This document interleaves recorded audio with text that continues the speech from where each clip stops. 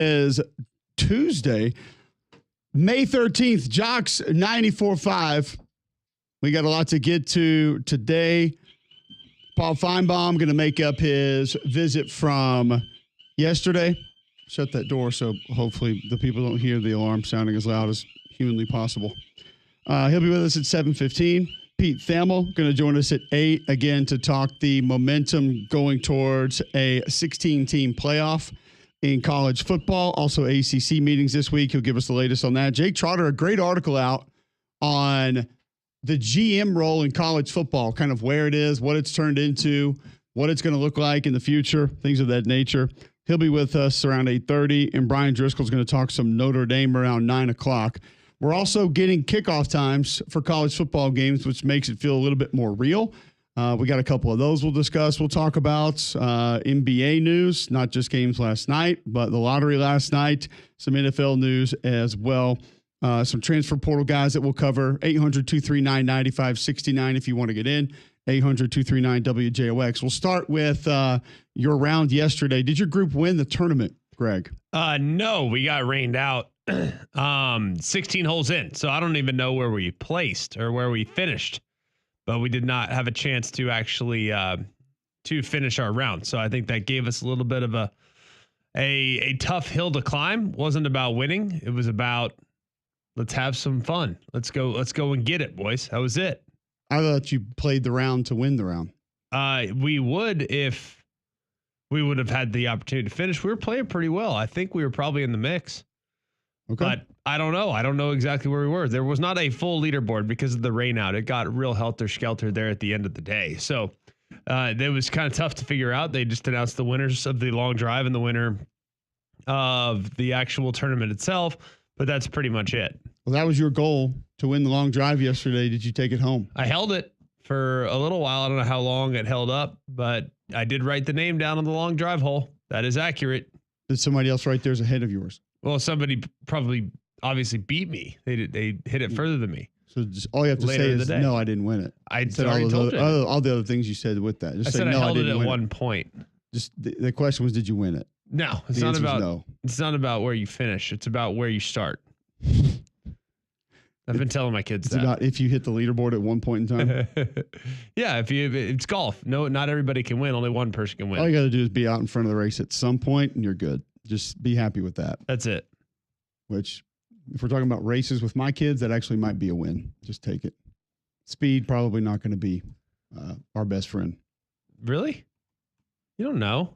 You never know. We got a long strider in the family, but I don't know if just blazing speed is going to be his friend. Twitch. But yeah, that's that. No, not that. You don't know. Not gonna have that. That's okay though. You never know. It's okay. I tell people all the time who's telling me how their kids are going to be going to the MLB. I just tell them you never know. They are though. Yeah, for sure. Depends on what bat they use. Yeah. In the history of baseball, think about this. In the history of baseball, 24,000 people have played in the major leagues. How old is baseball?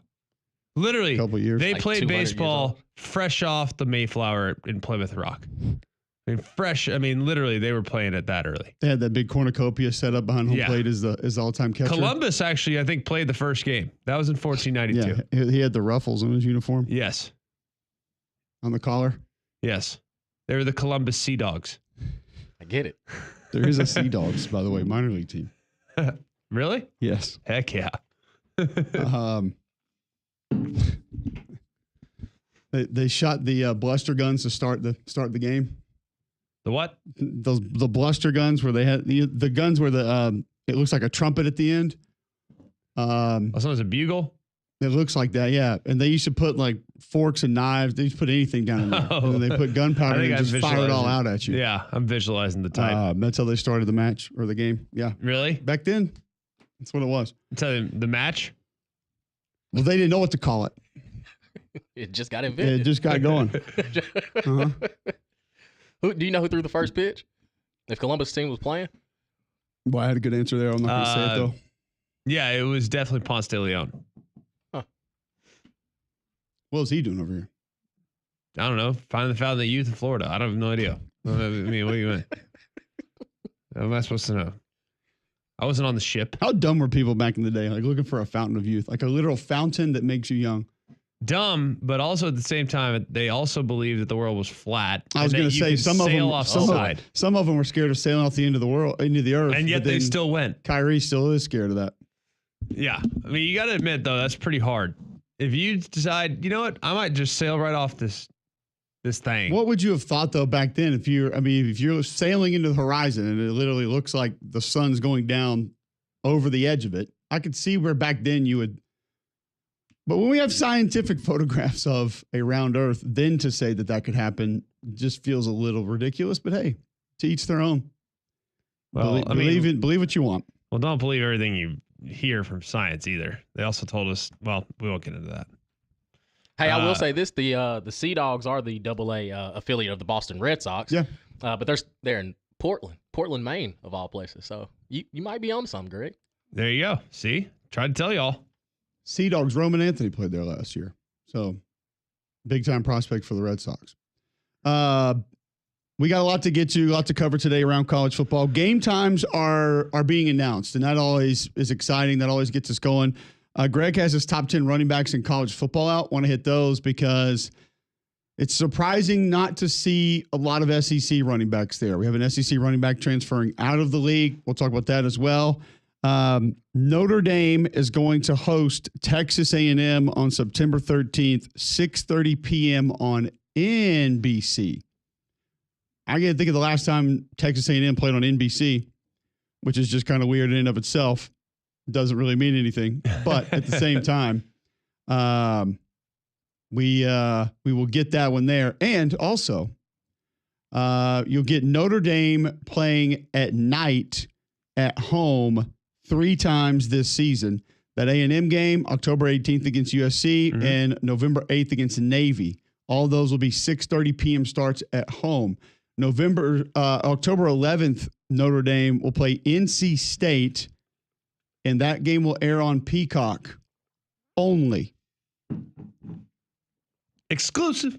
And it looks like the October 4th game for Notre Dame, which was supposed to be only on Peacock, is now going to be on NBC versus Boise State. It does feel odd to have the Boise State game on NBC, but the NC State game on Peacock. But I don't know. Do we think NC State's going to be dangerous this year? I don't have a lot of confidence. They'll be better than they were last year, but last year was kind of the product of some injuries and just going too deep in the portal, when the best thing for NC State is always going to be just maintain the culture. And even if you take a slight step back, you are going to have the culture that you've been working on for 10 plus years. Okay. Mississippi State announcing yesterday that the Egg Bowl against Ole Miss will again be on Thanksgiving. Don't we wish? Black Friday. At 11 11. That feels Egg Bullish. Hey, if you want to roll into town for that, you get men's basketball against SMU right after that. So make a weekend out of it. ACC, SEC clash. Yeah. Why are they playing that game on? Well, then again, let's be real. It's not going to move the needle over some of the rivalries on Saturday. So you're probably getting more eyeballs on Friday. Thanksgiving. Say that a little bit louder, Cole. What if Texas and Texas A&M want to play on Thanksgiving? Oh, I'm glad you mentioned that, Greg, because actually it's not the name of it. We're not allowed to call it that. It's the Cotton Holdings Lone Star Showdown. Apparently, excuse me? Now. The what? You heard me. The Cotton Holdings Lone Star Showdown. I don't like that. It'd be one thing if I knew what the company was. I don't like that. I'm unfamiliar with the company. Hey, guys, listen. It's one thing when you invent an entire new football league and tell us the name of our rivalries and who our rivalries are. That's great. You can't give us a game that's 150 years old and put a new name on it. That doesn't work. That's not a real thing. It doesn't happen. What about Red River Shootout rivalry? That's just an alternate name for something that was already there. Okay? That some people use. I choose not to on this platform. Your problem is the fact that they gave the rivalry a name. My problem is the fact that they gave the rivalry a sponsor. I could care less if they gave the rivalry a name. I'll go both. I'll raise both hands. Sponsor and name. You're going to because talk about Texas A&M just sounds awesome in and of itself. Like, You I don't need also it. are rich. So don't tout how wealthy you are and then go and sell your soul to the highest bidder. I mean, it'd be like, and don't get me wrong, I think the Dallas Cowboys and Jerry Jones would do whatever they could to make a dollar, but I don't think they're going to put a Carl's Jr. logo on their jersey because that or a Hardee's logo on their jersey because it aligns with the Cowboy star. Is Texas a Hardee's or Carl's Jr. State? Carl's Jr. Okay. Where does Carl's Jr. stop? I think Mississippi River. I feel like Mississippi's got to be Hardee's territory. I don't know that, but it just seems if Mississippi's not Hardee's territory, just cancel out and make them all Carl's Jr. Maybe they are all Carl's Jr. now. I don't know. Is Hardee's a thing anymore? We didn't have Hardee's. Yeah, it's right down the road. Still Hardee's. We didn't have Hardee's or Carl's Jr. growing up. What? This is all a new frontier. Yeah, we also didn't have Del Taco, which is now in Texas. That was a California thing. We used to. I don't. Sounds like y'all California light all of a sudden. You don't say. What made you think that? You've been softening up for a while. The mass exodus from California to Texas? Oh, I just meant more of the demeanor. No. A lot of reasons. Y'all naming your football games after sponsors. Well, there's a lot less red tape to do business in Texas, so I don't blame people for moving. How many people are calling it that? How many people are saying, "Hey, Billy, you going to Cotton Holdings Lone Star Showdown this weekend?" You know who's going to have to say it. Literally only the play-by-play announcer of the game. And the studio who's throwing it to the game. No. I think that's probably more prevalent. Yeah, you're right. The play-by-play is going to have to, at least at the beginning. And the PA is going to have to. Yeah. That's it. 2 people in the whole world. I hope it was worth it. Cotton Land. What was it called? Cotton Holdings. Lone Star Showdown. These are the folks that hold the cotton. By the way, the gentleman driving our carriage ride through downtown Memphis on Saturday night told us that back in the early 1900s, the Cotton Bank, whatever it is right there in downtown Memphis, that 98% of the world's cotton came right through there. Oh. To which I immediately responded, I don't believe you. That probably sounded cool then. Don't see how you prove that. No, I'm going to say nah. Let's get back to the original question. Why were you on a horse-drawn carriage ride? A horse-drawn carriage. My 10-year-old daughter thought she was Cinderella. They had the whole thing lit up, the little cage and everything. It's Memphis. Not in her mind. At that point in time, we were rolling right up to the castle. I can understand, like, we were rolling up to the castle at that point. I can understand going around Central Park. Like, I can get on board there. Why? Why? Hold on. Why? Why can I get on board with that? What's because the difference? Central Park is actually somewhat magical. It's a gigantic park in the middle of the city. You tell me Memphis ain't magical, dog? I do think they have the same amount of homeless people sleeping on the ground. I'm not saying they're not. All I'm suggesting is that I'm probably not going to go at night in an open horse-drawn carriage through downtown Memphis. Just saying, it's just probably not going to be top of my list. Closed? Well, hey, there's Beale Street. Closed? And closed horse-drawn carriage? I got to see the Cotton Bank of the United States, Greg. You didn't see that. Gosh. Do that in Memphis, dog. I got to see the Mississippi River. Come on now. With the bridge that goes to Arkansas. Let's go.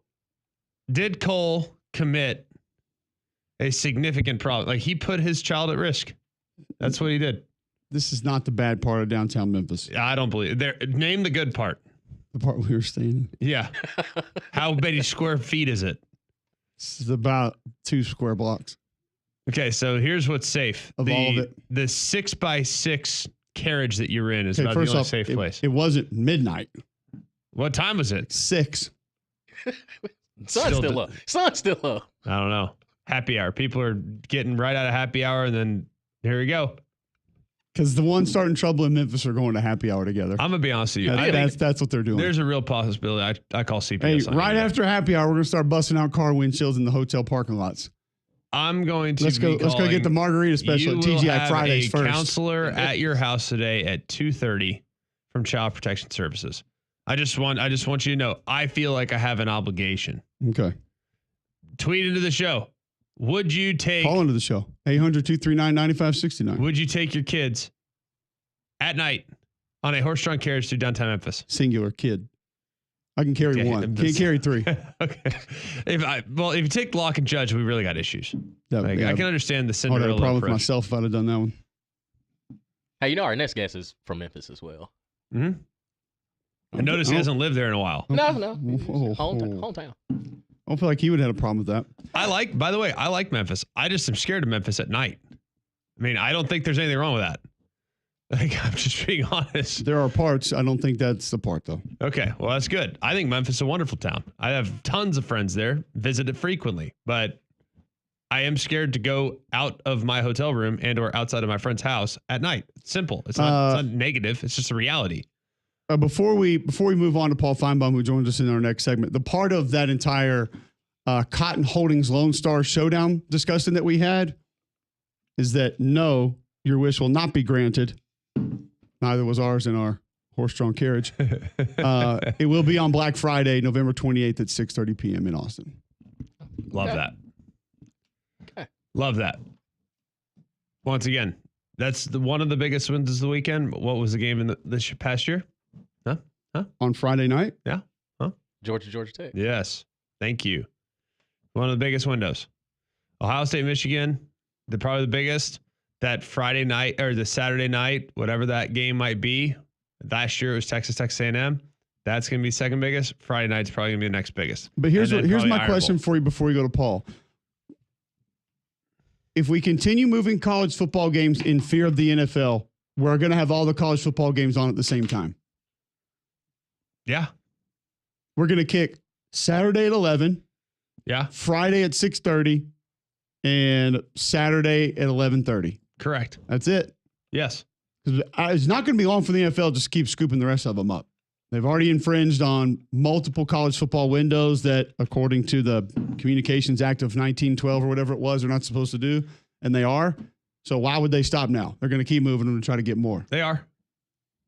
But when college continues to look like the NFL, there's not a whole lot that we can say. So, yeah. No, sometimes you tuck your tail and say, you know what, we gotta go for head to head. We gotta try it out. Or you just say, we'll just go at a different time. No, you don't, because then you're putting all of your games against one another, like the NFL has been doing and is now figuring out, wait, we don't have to do this. We don't have to have 7 games at noon on Sunday and then 4 games at 3:30 on Sunday. But it doesn't matter. We can move them all around and have no more than 2 or 3 games up against one another. It doesn't matter if you put all the games together. It really doesn't matter. Want to know why? Because the biggest dog will still hunt. Like I'm sorry if all the games. What if that big dog's overweight?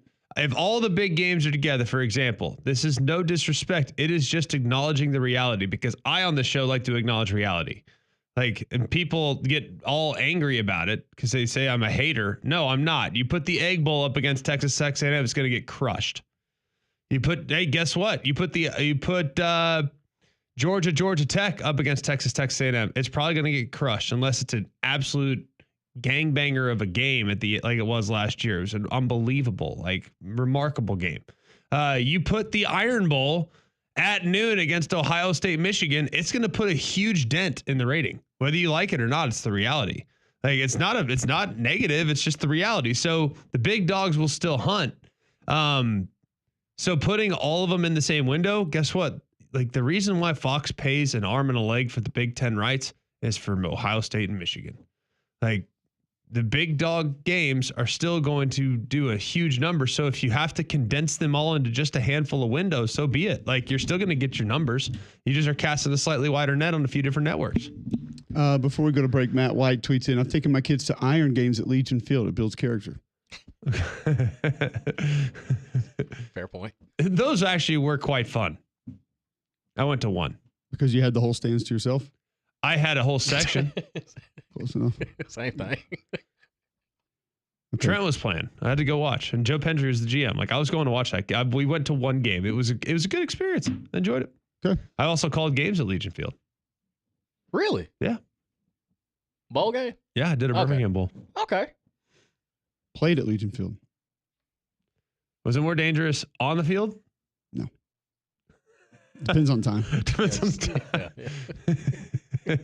2 hours after the game? Yeah. You'd rather been on the field.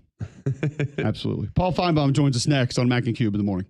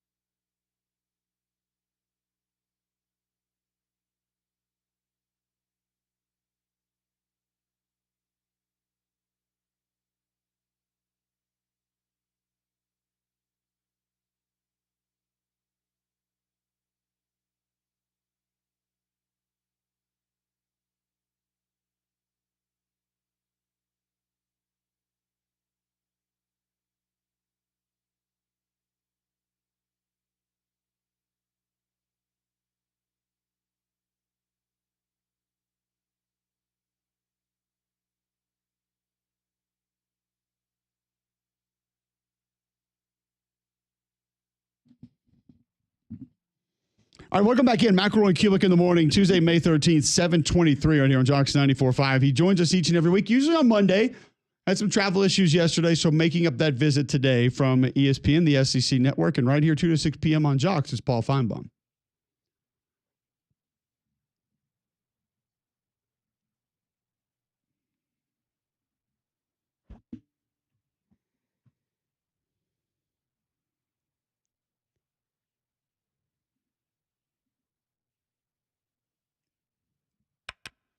Paul, always great to have you with us. We talked yesterday about the potential 16-team playoff that is beginning to look less like potential and now almost guaranteed. Who is actually in charge of this? Who has the biggest say?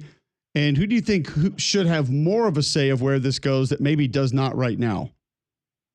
Well, I think the conventional wisdom, Cole, is that the SEC and the Big Ten are driving every ship, and quite frankly, they ought to. They are the two most dominant entities in college football. So I think that's where it's going. There's always resistance, but I have a hard time believing why the ACC or the Big 12 or anyone for that matter would be opposed to it. I understand the complaints. 12 seemed at times too large. last year. But if we end up going to automatic qualifiers, this makes it a little bit easier to pull off. And quite frankly, I know this is a cliche that there's never too much football, but as long as they have a good plan, I think the public will buy in. What about the automatic qualifier debate about play-in games and it kind of oversaturating games that we already have? For example, last year, Alabama would have played LSU in a possible play-in game. And while I think Alabama fans would look at that matchup and say, okay, great. It does kind of water down the regular season result. Is there any concern about the possible fallout from that?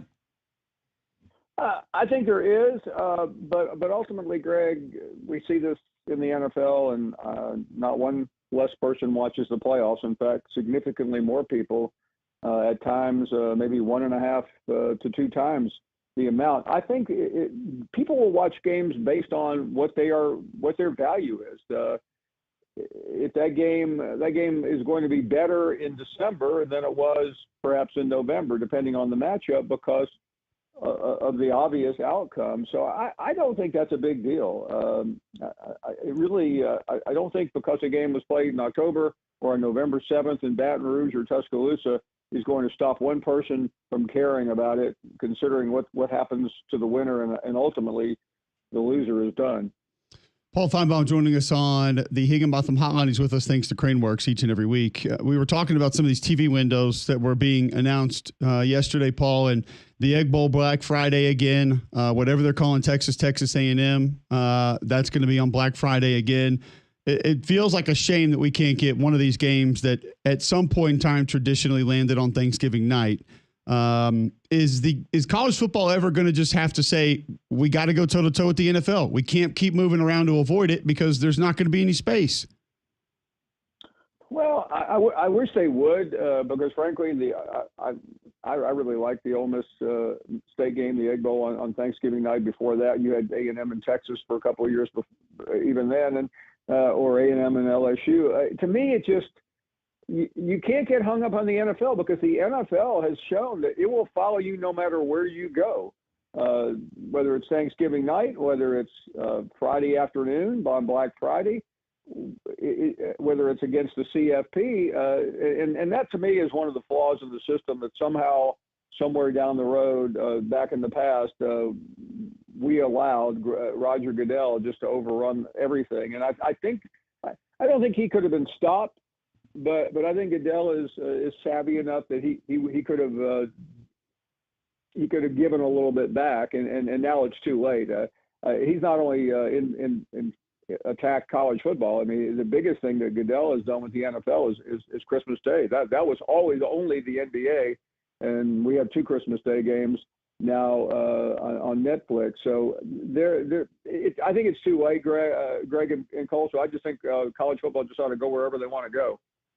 Which makes sense. Do you think that our audience is vastly different than the NFL, or do you think we're kind of drawing from the same pool?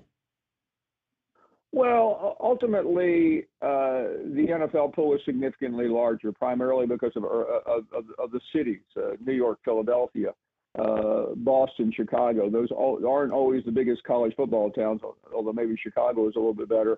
But a college audience, as you guys know, has a set finite audience. Whether it's 3:30 game draws one crowd, the primetime game draws another. I don't think it really matters. If you put the right game on, people are going to watch because there's nothing else on a holiday night. I mean, how many times can you watch the same movie now that it's available 24/7? So I just think college football ought to quit getting hung up on it. There's nothing that can be done now, and just put your best product wherever you feel like it should go. There is enough audience, and I think we saw that last year, even on the game on the first round of the CFP, the Friday night game that you did, Greg, drew a really big number. The Saturday games against the NFL didn't do as well, but but they were poor games put in those windows. If you put a better game, if you had put the Tennessee-Ohio State game on at noon, I promise you it would have gotten a big number. But it also was on TNT. That's no disrespect to our cable brothers, but if you put it on network television, I think we can go toe-to-toe. Do you think that was a huge factor? I think it was, and that was one reason I think ESPN, outsourced that, because they knew they would probably have two subpar games.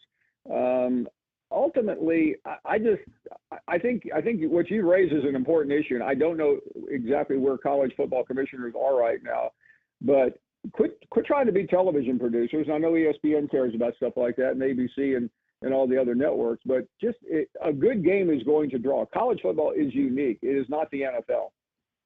Paul Finebomb joining us on the Higginbotham Hotline with us each and every, usually Mondays, thanks to Craneworks, making up a visit from yesterday with some travel issues. Paul, we've seen a couple of post-spring top 25s from different people that have changed and moved based on folks you talked to, things you saw, things you heard. Inside the SEC, is there a team or are there teams that you have dramatically changed your opinion about? A team you feel much better about, a team that you now have more concerns about based on what they went through in the spring? I think if you had asked me 6 months ago, I would have said Alabama was on the outside of the playoff. Today, I feel very confident in saying Alabama is in the playoff. I think it's not – the portal really wasn't a factor, as you guys talk about. It's just the fact that they are deeper. I think the addition of Ryan Grubb is significant. I think Ryan Grubb is the most significant addition that Alabama has made since the bowl game. On the other side, I think Tennessee is the one that you have to be a little bit queasy about. I was buying into Tennessee after the season. I'm not anymore. I like Auburn to be better. Are they good enough, Cole? I'm not sure yet, but I think Auburn is trending in the right direction. So that's within the SEC. And LSU is a hot penny right now that everybody's talking about. I still think their schedule is extremely difficult, but right now very little has changed. Georgia. Somebody asked me yesterday, how would you describe the fall off from Georgia? And I said they still won the SEC last year. And they're probably going to be a playoff team this year. So I think Georgia is probably the most interesting one of the group. The more I go into it, Paul, the more bullish I'm becoming on what LSU could potentially do this year. I just think that they have all the pieces. I think they have a veteran quarterback. I think they've made great additions. There's year two in the system defensively. I'm feeling more and more bullish by the day on what we might see from the LSU Tigers. Can you get behind this potential breakthrough for Brian Kelly? I can, and I will. The only issue I have, and it's a familiar one, it's the schedule. And I mean, how can you have a more difficult game than going to Clemson on the opening day? I mean, I frankly think that's a bigger task even than Texas has, because I don't think Ohio State is quite what they were a year ago. They're still a really good team. But going into that environment, you probably know what time the game starts. I don't.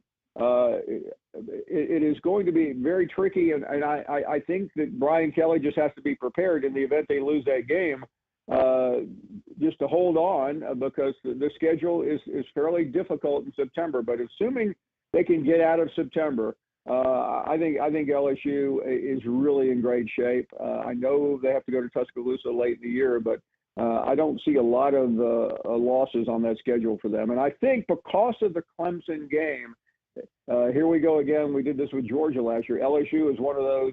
Should they lose 3 games, I think still is a CFP team. Paul, always great stuff. Appreciate the time. Thanks for making it up from yesterday. We'll catch up next week. Enjoyed it, guys. Thank you. Paul Finebomb, you can hear him right here 2 to 6 p.m. weekdays on Jocks 94.5. See him on the SEC Network, ESPN. Joined us on the Higginbotham Hotline, and he's with us weekly thanks to Craneworks. Always appreciate Craneworks for bringing us Paul Finebomb, usually on Mondays, but making up a visit from yesterday today. Want to follow up with what he said there and what you guys discussed a little bit with LSU and kind of where it looks like it may be headed for LSU this fall. Spring weather in Alabama can be unpredictable, though. That's why you need the reliability of a Trane, voted America's most trusted HVAC brand right now. You can receive up to a 10-year warranty on parts and labor on select Trane home comfort systems. Find more at Trane.com. And remember, it's hard to stop a train. All right, LSU, playoff contention, national championship condition? What is going to be in the way, and what potentially could help them get there? We'll discuss it next on Mac and Cube in the morning.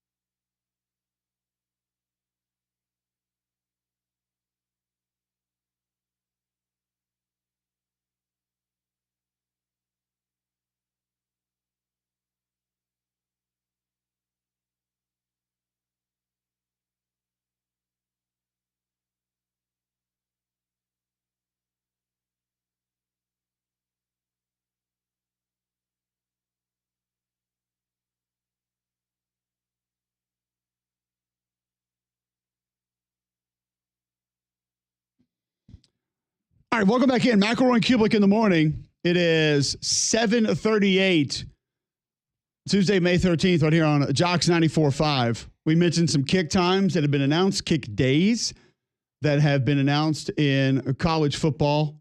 Some, we kind of had a feeling that's what it was going to be. Others, a little bit surprising. Some that we like, some that we don't like. But either way, we have a pretty good idea where some of the games are going to land, including Texas and Ohio State week 1 on Fox. Now, game time has not been announced, but a college football playoff rematch coming your way week 1 that will land on Fox. That's Texas at Ohio State, GMAC. And I potentially could move this game. Wouldn't have to be Saturday morning at noon, but that is kind of your brand and what you have built your college football brand around. And that would be a big one. So it will be interesting to see what Fox does with this game. I think it's a very real possibility this game could land on Friday or Sunday. Have not heard yet the specifics. Knowing that they're branding it Big in big noon or, a big Fox game, it would make you think Saturday, but there's been buzz about potentially moving it to Friday night and or Sunday. The problem with Sunday is you run the risk of going head to head with Notre Dame, Miami, which is another mammoth. Now, I still think Ohio State and Texas would rule the roost there, but those are 4 big old brands that could all be going on Sunday night. So going to be very interesting to see exactly how it all goes down. But for the most part, man, I mean, it's cool to see that opening weekend being blown out as much as it is. There's 8 or 9 games that are highly consumable. And I think as of this moment, there's room for everybody. Now that they're adding more windows to that Sunday afternoon. So I think it's going to be great. I'm looking forward to it. Monday's going to be good too with Bill Belichick kicking things off against TCU. So going to be kind of an interesting first weekend for sure. Yeah, speaking of Belichick, UNC, they get a transfer linebacker from Florida State, Tamir Hickman-Collins. Also a tight end from Oklahoma State, Jordan Owens, through the transfer portal. Maryland offensive tackle Andre Roy has committed to Colorado, and you would have thought they were talking about Andre Smith yesterday with the way that this was going around Twitter. I guess I need to go check the tape on Andre Roy. Andre Smith, good player. He's a really good player, especially in Alabama. I mean, Andre Roy is anything like him. They got a good thing coming. Sacramento State gets former Texas A&M wide receiver Ernest Campbell. Now, I know we haven't seen Ernest Campbell do a lot at A&M, but that's a high-profile recruit that's now going to go to Sacramento State, and we've seen a couple of those. So we'll see if they can continue that trend of bringing in big talent. Cal's going to get Texas kicker Michael Kern. And speaking of LSU, running back John Emery Jr., who we've seen in a lot of different seasons of college football at LSU, is going to take his talents to San Antonio, as he will now be at UTSA, see if he can get healthy and get things going there. Hope he can. And try to find a way to help the Roadrunners be successful. But we were talking LSU and just kind of what it might be, what it could be this year. And what do you think just right now the baseline expectation is for most people that follow college football for LSU? I think most people probably think this is fans' perception, not the way I see it. I think most people think Brian Kelly's overrated. I think most people think that LSU is going to underperform. I think they have a really tough game week 1 against Clemson. That there's no denying that, but I think they're going to be great. You look at some of the pieces they have back, some of the guys that have been brought up over the last couple of years, and just their personnel across the board. I think they've improved greatly from a year ago, plus continuity. Just another year in the system. Joe Sloan's now in his second year calling plays. Blake Baker's got, I think, the right pieces, very athletic pieces to make his defense work. But I'll be real interested to see how they do this year. I really like LSU. I think they're being slept on big time. All right, we'll take a look at that schedule when we come back on the other side. But now I'd like to add some value here on Jocks. Introduce you to our friend and wealth advisor, Tad Hill, your trusted retirement planning partner. Tad is the co-host of the Retire with Freedom radio and TV shows in Birmingham and Huntsville, and also designated by Forbes as the #1 financial securities professional in the state of Alabama multiple years running. Tad, what do you have for us today?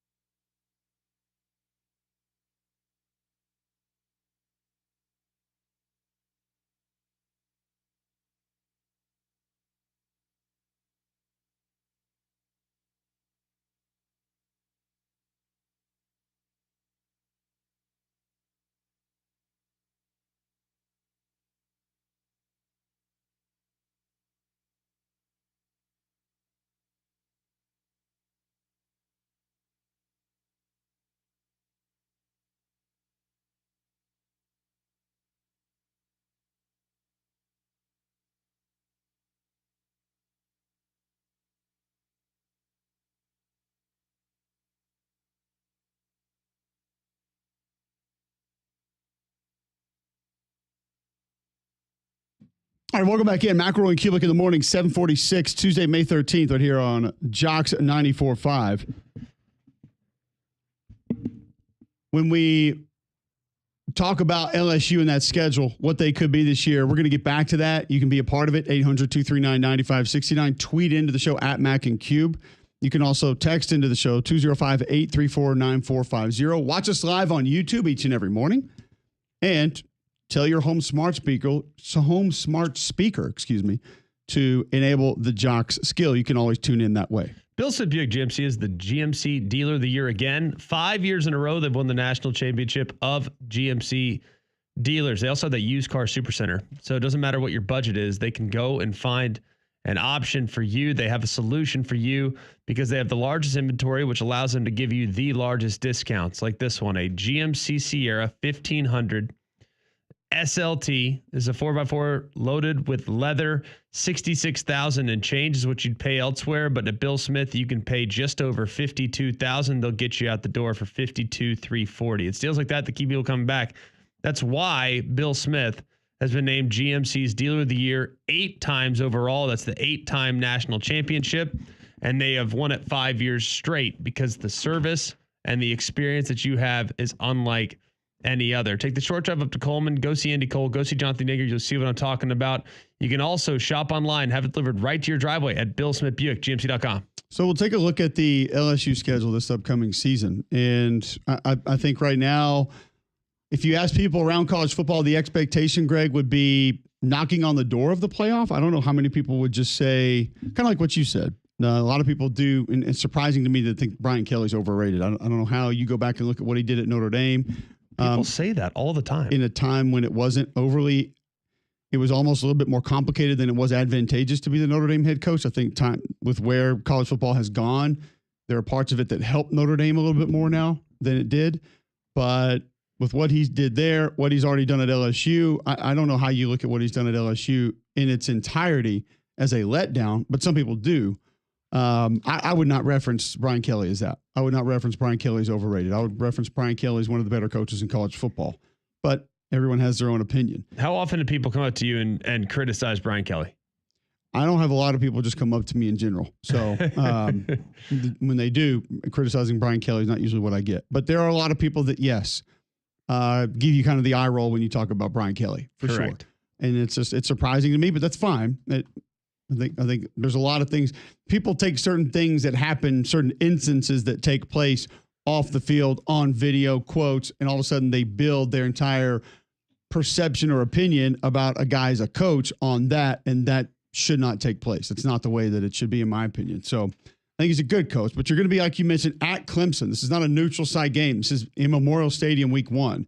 Then you get La Tech at home, Florida at home, Southeastern Louisiana at Ole Miss, South Carolina at Vandy, which may be trickier than people are going to discuss even going into this year after last year. A&M at home, at Bama, Arkansas, Western Kentucky at home, at Oklahoma to close it out. The road schedule, the first thing that sticks out about this LSU schedule, Greg. It is daunting, to say the least. Yeah, I mean, the schedule's brutal. I mean, there's no denying that, especially with some of the improvements we anticipate from some of these teams. But I also think that LSU has the personnel to be able to go on the road because they have a lot of veterans. They have the personnel to go on the road and not have their quality of play drop off so significantly. I mean, I think Ole Miss comes back to earth. I think Vandy will be Vandy. I think the South Carolina game at home helps quite a bit. But at Bama, at Oklahoma in the final 4 games of the season's a beast, plus Clemson to start the season. And I think Clemson's the top 3 or 4 team at worst coming into the year. So I think it's a brutal road schedule, but this is the type of team with the personnel they have and a 5th-year quarterback and a lot of guys that have played a lot of football that I don't think they're going to be in a situation in which their quality of play at home versus on the road is significantly different. Okay. Browns Sports Media tweets in at Mac and Cube, do you think Garrett Nussmeier is overrated? Ooh, don't ask Greg that question. No, he's really good. I won't ask Greg that. Ask Cole that. Turnover gene. A smidge. Yeah, the turnover genome is wired into his DNA. The ability to throw the ball to the other team lies present. with his quarterback play. But also at the same time. And complete defiance in leaving the pocket also. Don't disagree. If he could keep people honest with his legs this year, I think that'd be a huge step in the right direction. Answer me this. How many guys outside of John Mateer are you taking over him in the SEC this year? I'm probably taking Lagway and Sellers on upside over him. Lagway had I think he's three less picks than he did. All right. But in a very different situation. In very different situation, I agree. He threw it a lot less. I said on upside too. I don't disagree on upside. But down the road. Nussmeier was doing that in year 6 of college football. Year 4. So don't exaggerate. Yeah, I would probably take those two. But listen, for what they asked him to do so far, it also plays into his hands, Greg. His offensive coordinator hates running the football. He refuses to call a run play. So that plays into what Garrett Nussmeier can do. And I will fully admit, it also plays in a little bit to Garrett Nussmeier probably throwing a couple more picks or throwing the ball in close proximity to defenders than he has to. Because you're not helping him a whole lot. And maybe some of that is he's not helping himself. And on plays that could be runs, he refuses to hand it off. Or he just gets out of it. I don't necessarily know that. But I would probably take those two ahead of him. But that's me. That's just my opinion. I can understand why you would like the gunslinger. I just like the overall arm talent. I mean, can he clean up the decision making? Yeah, I'd love that. Nothing would make me happier. Can he run it a little better? Sure. But look at the arm talent. And the arm talent is there. And that's a great starting point. You can give me the game manager all day long with less arm talent, and I will still probably, knowing the quote upside, I'm still going to take the guy with the arm talent. Okay. Damian, would you take any other SEC quarterbacks outside John Mateer ahead of Garrett Nussmeier? Lenore Sellers. That's probably it. Okay. Godfather of Soul tweets in, the Brian Kelly apology tour isn't what I expected this morning, LOL. Exactly. Present me with the other head coaches that are better than 195 and 73 in their career.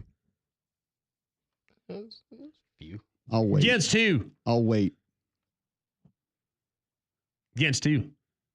He's got to win over Nick Saban. If you want to take Kirby and say he's got national championships, can't argue that. Cool. Dabo. Like national championships. Fair. Okay. I'll listen to that. I thought we were even just talking SEC, but if you want to go national, that's fine. Ryan Day ahead of him. All right. That's cool. I feel like a lot of things people say about Brian Kelly, they were saying about Ryan Day about, 7 months ago? Yep. Less. 6 months January 19th. That day. I mean, there are coaches that don't have a title that I would put up next to him. I'd put Kalen up there. I'd put Sark up there. Like, there are coaches that I think are as capable, maybe a little more capable in different ways. But to sit there and say that there's 15, 20 coaches out there that you're going to take ahead of Brian Kelly, sorry, I'm not going to do that. But I know he has a video that he danced with the recruit, and he had a fake twang when he did his press conference at the basketball game. I mean, okay, I get it. I don't see how you can allow that to paint the picture of how he coaches or builds a program or recruits, because it's been proven that he doesn't. He won double-digit games at Cincinnati 3 times. And Central Michigan. Double-digit games at Notre Dame, what? 1, 2, 3, 4, 5, 6, 7 times? How many people have won as many games as he's won? At Central Michigan. I'm not apologizing, really. I don't feel like for anything. I'm just telling you that I think the guy's a really good coach. He's a great coach. Because of a couple of goofy things that have happened, people all of a sudden have a perception. If you want to think he's a goofy dude, that's fine. Lane Kiffin can be a goofy dude. Like, Hugh Freeze can be a goofy dude. That doesn't mean they can't coach.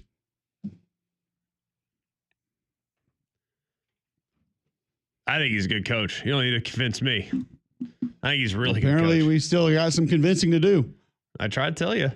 I know what people's perception of him is, and I think it's highly inaccurate. The apology tour continues with Pete Thamel next on Jocks 94.5.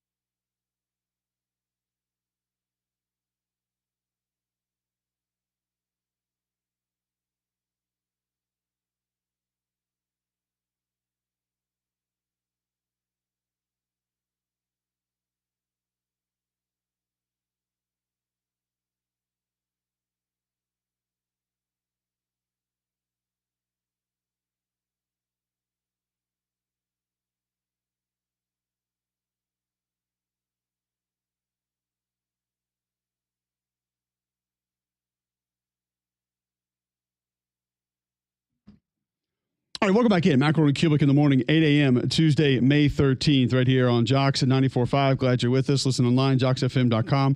Watch live on YouTube. And if you are like some of these portal guys that we're talking about, moving to different places very often, Greg, you probably need to know who Crocker Moving Services are. They're a local company owned by an Iraq War veteran, Eric Crocker. Crocker believes in hiring movers you can trust to complete full background checks and run drug tests on every single employee. These are good guys. And you can trust them in your home. They need your whole home packed up and moved. Your company headquarters moved across country. Or you just want to come rearrange your living room. These guys got you covered. They also do deliveries for furniture that you've purchased and need to get to your home. So call visit them online today for a free quote. The website is crockermovingservices.com. It's crockermovingservices.com. Support your veterans by choosing Crocker Moving Services for your next move. Pete Thamel of ESPN joining us now on the Higginbotham Hotline and to discuss a multitude of things happening in college football right now. Pete, we saw you reporting on the discussions around a 16-team college football playoff right before we went into the weekend. And now the ACC meetings will begin this week and conferences will begin to move into their own meetings. The question that we had off of your reporting was, where does Notre Dame fall into the conversations? What kind of pull, what kind of sway? What are they asking for? Maybe what do they feel like they need that they're not getting? Where is Notre Dame in all of this? So Notre Dame is kind of set in all this, the same way they're set now. They're basically, if they are, ranked in the top 14, or I guess it would be 16. And again, we're a month and a half away, so it's basically the same deal they have now is going to be carried over. Is the way to think about it. In any of the models, be it a 14 or a 16. There is a slot for Notre Dame. Their seat at the table is not being messed with as they go forward. So there will be an option for the Irish for one of those at-large bids if obviously they perform on the field, which quite frankly they have. And as you guys know, that's good for college football. There are a lot of eyes on the Irish, and the business overlords approve of the Irish's involvement, and they still, just sort of in a quintessentially college football way, have kept their seat at the table with their independence. What about the move by Notre Dame to schedule Clemson for 12 games? Is that an indicator of something that could come down the road as far as what the criteria look like for the college football playoff, and maybe putting a heavier weight on strength of schedule, heavier weight on strength of record? Is that any indicator with how non-conference scheduling could go in the future? That's a good question, Greg. And I think more of like trying to predict ahead.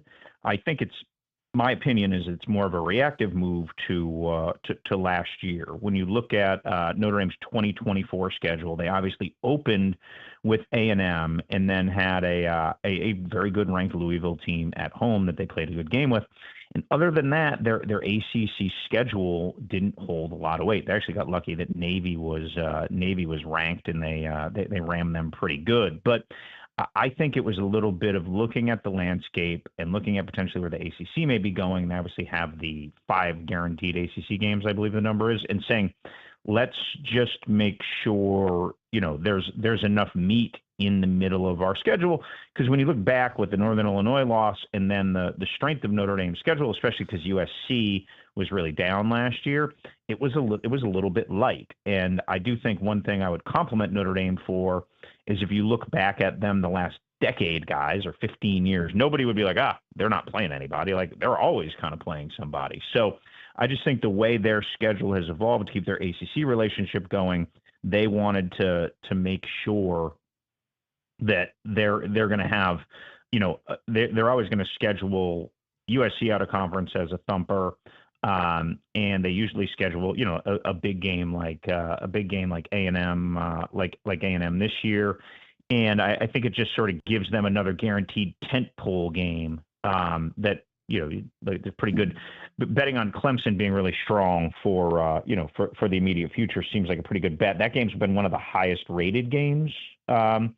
If you look back at college football in the past years, it may have been when they played in COVID, it may have been the highest rated game. So I just think it's a good kind of gangbusters game for them to lock in. And you look at them this year, they have A&M at home again. They go to Arkansas. Now Boise comes in. I don't think you thought that would be a playoff type team, but who knows if Boise's a playoff team next year. The group of five is becoming increasingly more difficult to project. They're going to be good. They kept the left tackle. They kept some good D linemen, but without Ashton Genty, it's hard to just stand on the table and predict Boise's going to be what they were. Well, speaking of the group of five, Pete, do they have any say? Do they have any ability to push back, any ability to ask for anything else? Or is it essentially they're handed their plate, they go sit down and have dinner?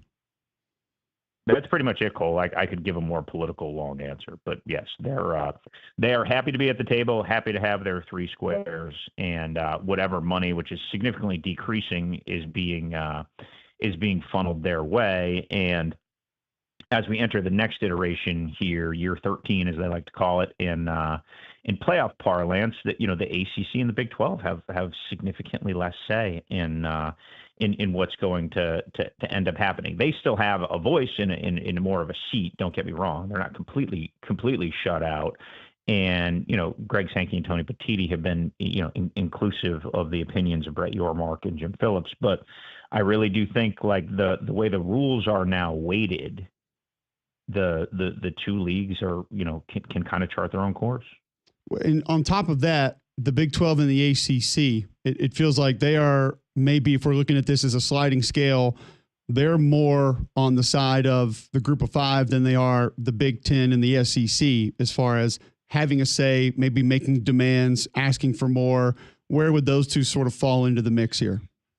I would think they're more with the SEC and Big 10. I think it was telling that the meeting that you referenced, the report from Thursday night, last Thursday night, was the four commissioners in person in New York City.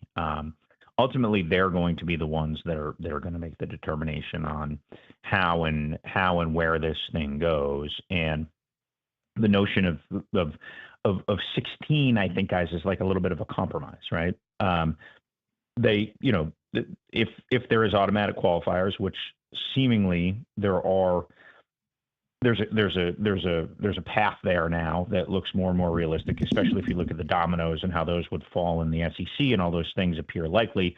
The coaches and the ADs have been pretty defiant in both leagues, really, about having the guaranteed access. And what they're saying. Ryan Day said it on our podcast a couple weeks ago. Like, if we're going to play Texas, we don't want a game like that to cost us a spot in the playoff, which makes perfect sense. And I'm sure it will be spun as a, hey, this is good for fans because we're going to get these good games. Eventually, we could get SEC Big 10 kind of annual games like that, I guess. But going forward, there is still a voice for them, and they are listened to. But just it's hard to look at the future and envision them having more of a say, unless, of course, like, the ACC gets really hot again, and maybe rev share continues to embolden Miami, which has played a lot better the last few years under Mario Cristobal. Florida State's obviously been a little bit schizophrenic, but if in Clemson's obviously been generally either excellent or very good the past decade plus. You gain more of a voice by winning more. It's pretty simple calculus. And even though the other schools have more money and they'll have likely more access to NIL in the Big Ten and the SEC, I think in theory, if you're sitting in the ACC and you got $15 million in rev share, you should have a pretty good, you should have pretty good stake, and you should be able to feel pretty good about recruiting and retaining and doing all those kinds of things. Well, what about the play-in games and these the 3 versus 6, 4 versus 5 in the SEC and the Big 10? Is it going to be 2 versus 3 in the ACC and the Big 12? How do you anticipate these playoff games looking? So I think one conversation going on right now, Greg, is a philosophical one on conference championship games. We saw a decrease in relevancy of conference championship games last year, just simply put. And this is a lot like a little bit of a microcosm of college athletics in itself, right? Like the inevitable phasing out of the relevancy of conference championship games. We have empirical evidence of it, and it's staring us right in the face, right? And do these leagues, which by the way, it's very valuable inventory. It's very valuable for the league, it's a moneymaker, right? It's a huge moneymaker, premium ticket, big event. Do they pivot and say, with AQs, which seemingly are on the way, do we do 4 play-in games and go 1-8, 2-7, etc., and then still have the in case one of your top dogs gets upset, you still have the 3 at large on the back end to sneak them in. Say your one gets upset, but that would be giving up a premium property to your television partner that would clearly want it, and it would also be giving up a big gate moneymaker. And look, like you guys have been to a lot of SEC championship games, like I have. Like that's an event, man. Like it owns who's ever there. It owns Atlanta that weekend. There's unwinding that is easy to say, like looking at a spreadsheet. It's hard to emotionally unwind for something like that, even though seemingly we are on the course for these games being less relevant. So I think that's a conversation that's going to continue to evolve right now. My opinion is I don't honestly think we'll get there. I think it will go, there'll be a conference championship game with guarantees, and then there'd be play-in games, if you will, on the others. And for the ACC and the Big 12, Jim Phillips in the ACC has been pretty open about, creating extra inventory. And look, in an era where everyone's trying to squeeze out the last dollar, it would make sense to have 2 play-in games over 1 conference championship game. Pete right? Like it's just, just bottom line financials. Right. Pete Thamel of ESPN joining us on the Higginbotham hotline. One other thing that we were discussing, Pete, is scheduling, because a couple of these game times have been coming out in the last day or so. And we've been discussing going up against the NFL, and it feels like college football is beginning to run out of some windows. They've been pushed out a few of the traditional windows as it stands: Thanksgiving night, some Black Friday, others, Christmas Day. What do you think that college football is going to have to do? How do they view some of the potential windows that may have to go up against the NFL in the future? Peak May talk, scheduling and windows, right, guys? That's it. Look, like the rivalry between the NFL and college football has kind of been established, right? Like it's there, and how they handle the windows is going to be part of this, because in some ways, if all of these games are created, it almost creates too many games, right? And then we quickly get into, hey, can they play that 4 or 5 SEC playing game on Thursday to get to go and find windows? And don't think if college is sort of creating more of this inventory, the NFL won't strike back and try to take some of that real estate back. The NFL's clearly been aggressive, and with the actual games that the NFL has scheduled, like the caliber, they sent a very clear message to college football that, like, hey, we're drawing a line in the sand, and we're going to take over here. So I think the window conversation is actually a little bit under discussed when all of a sudden you're getting all this wave of new inventory. Because look, it could be a play-in weekend, could be pretty darn cool if you're like a hardcore college football fan, right? You got like in that 4 or 5 game, South Carolina's up on Tennessee. You got your 4 box up. You got the ACC game. You got the big, that could be pretty cool. But there's also, like, if you're creating premium inventory, the people you're creating it for are going to want to showcase it, right? Like Fox doesn't want to put, a Big Ten play-in game on FS1, right? And there's only so many windows on Fox. So I'm just giving that as a general example. And you could use the same thing, SEC, ACC, Big 12 for any other network. It would get a little bit redundant, which I would think would give some of the decision makers pause. Like they'd have to try to thread the needle there. But I think, as you pointed out, Cole, there's no clean answer there. Pete, appreciate the time. Always great visiting with you. Thanks for hopping in. Do you expect any news out of the ACC meetings this week?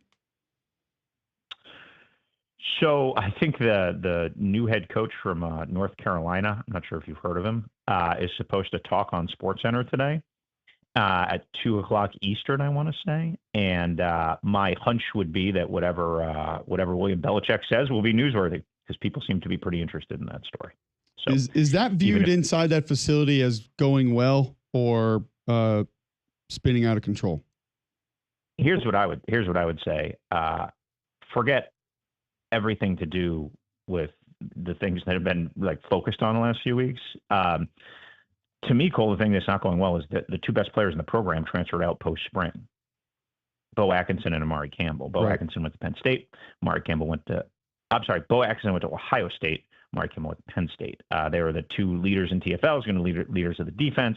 They went and got the quarterback from South Al, which obviously you guys are well aware of, Gio Lopez, to go there. So I don't think that roster right now has anybody shaking in their boots in the ACC. Yeah. So as for, Jordan Hudson, she walked in on an interview. I don't think she committed a felony. So I think a lot of this has been really overstated and a little bit silly, and it's just a product of the news vacuum of the time we're in. Absolutely. That's just my opinion. Pete, great stuff, man. Thanks a lot. We'll catch up again soon. Thanks, Cole. Appreciate it, man. There you go. Pete Thamel of ESPN joining us on the Higginbotham Hotline. You deserve solutions that are built for you. Higginbotham is your one-source solution for insurance, financial, and HR services. How many rosters do people fear in the ACC right now, Greg? So, it's a serious question. I'm not trying to be rude. I'm not trying to, point a finger and say, like the little Simpsons kid or whatever, and like look at the ACC. But Pete makes a good point. It's not a scary roster. And now they've added a lot of guys from a lot of schools that we've heard of, but we haven't heard of a lot of the guys. Okay, you got a tight end from Oak State. What did he do? Not much. Great. Florida State, you get a linebacker. How many tackles? Not many. Cool. How many rosters in the ACC right now would you reference as Clemson's going to be there? Like, we don't even have to have that discussion. Miami is going to be a really good roster. I don't know if I would look at it as the majority of the really good teams in college football say, how are we going to manage that thing? But better than a lot of other teams. A lot of teams would like to trade. So outside of those two, SMU is going to have a good roster, but I think they're going to do it a little bit more with coaching and development, things like that. Is there another? Syracuse has added some good players. Georgia Tech's got some good players. Georgia Tech's going to be pretty good. Their system's good. That would be the only holdup for me is I don't know enough about. Cal's had so much turnover. I don't really know what to make of Cal right now. Impossible to know at this point. I think Cal's got a chance to be stingy, but they lost their best asset last year, and that was their quarterback and their defensive backs. Like, their secondary was legit. So Syracuse has had so much turnover. I don't really know. So much. Virginia Tech might have a bounce back. They were supposed to be good last year, never really materialized. But that's not a team we look at just the roster and say, oh, watch out. I'm not. No, I think Clemson and Miami, it's kind of a two-horse race. Yeah. So that doesn't mean that they might be out of contention for the ACC, but playoff, it's looking doubtful for them. I don't think anybody would argue that. Never doubtful that you can get some beautiful bling at Bromberg's. Yeah, you can. They do an amazing job.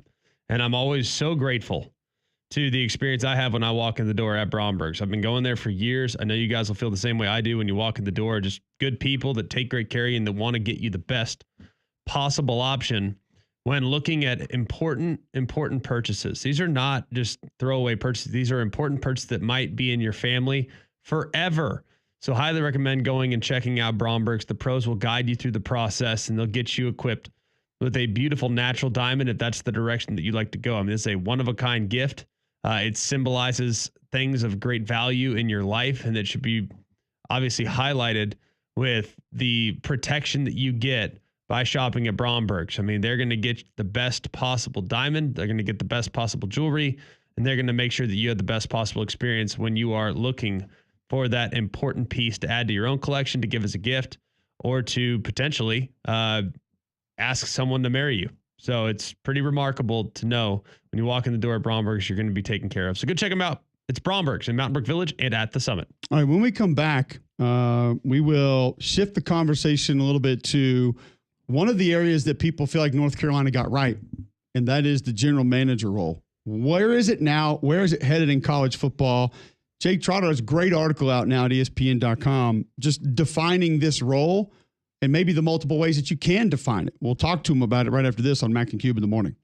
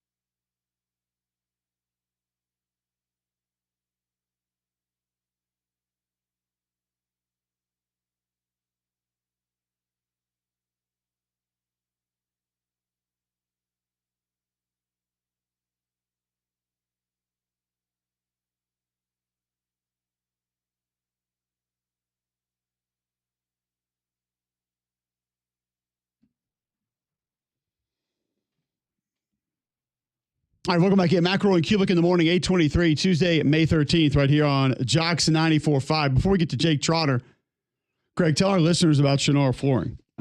Well, Fu and his company have done a great job of building their company on a foundation of trust and integrity. And they also have done a great job of making sure when they go in your home, they treat it with a tremendous amount of respect. Fu and his guys are the very best. You guys will have a great experience with them. And right now they're stocking 40,000 square feet of CoreTech flooring by Shaw. Nobody else in the area has that much inventory so that you can go in, look at it, see it, touch it, feel it, see if it's going to be right for you. And this is beautiful flooring. This CoreTech flooring is amazing. It's 100% waterproof. It's ideal for kitchens, laundry rooms, bathrooms, everywhere. They're so easy to clean. They're so easy to maintain, and they will add great value to your home or business. You can get 12 months financing with approved credit. So call who are you thinking about calling if you decide to make some changes to your floors? Call Fu.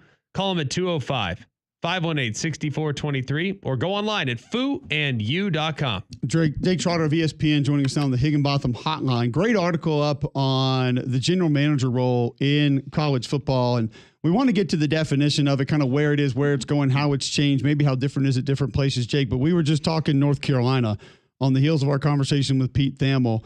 And it feels like that's a place that, at least for now, has gotten it right. How is that part of that program going with Lombardi in as the GM in Chapel Hill?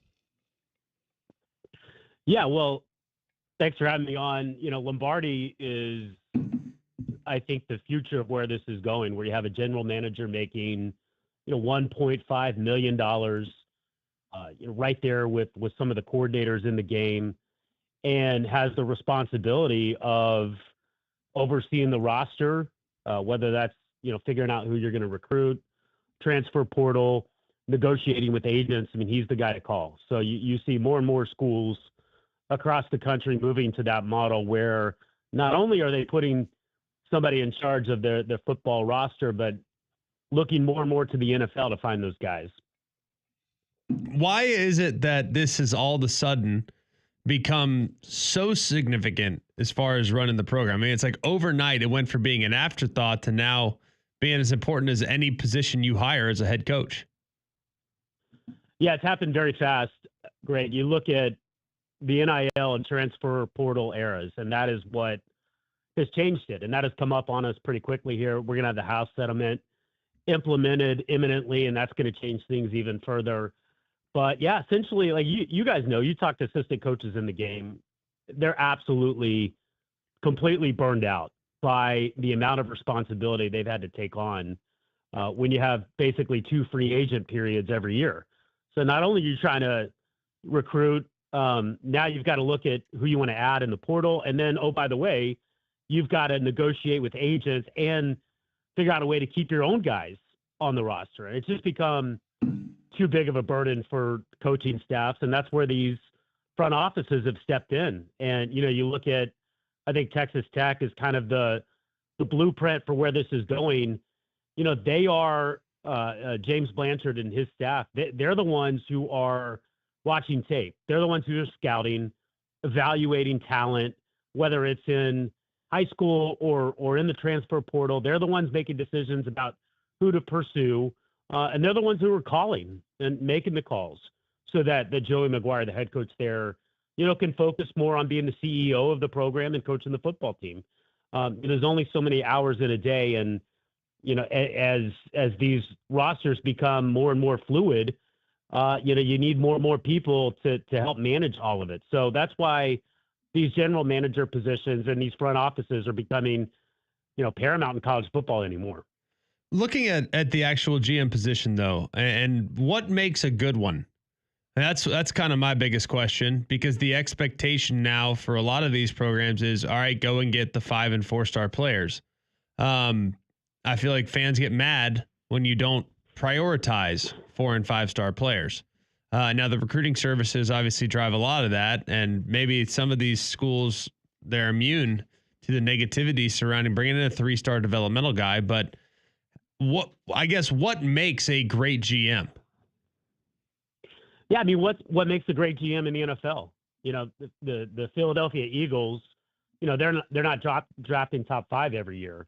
They're finding players in the later rounds, in the second round. Look what they did with, Cooper DeJean, for example.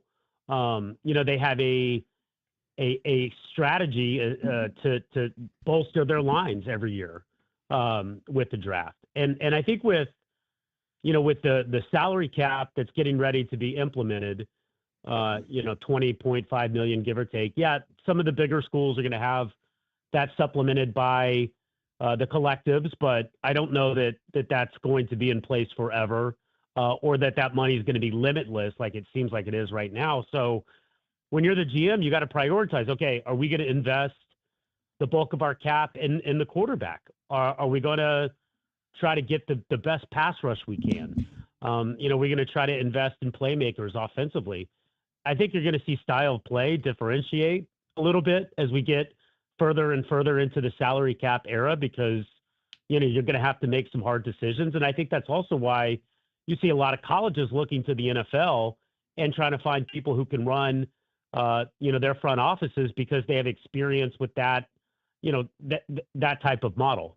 So, yeah, I think the GM, and it differs from school to school. Some places, the head coach is still running everything. Other places like Stanford, the GM is deciding who the coach is.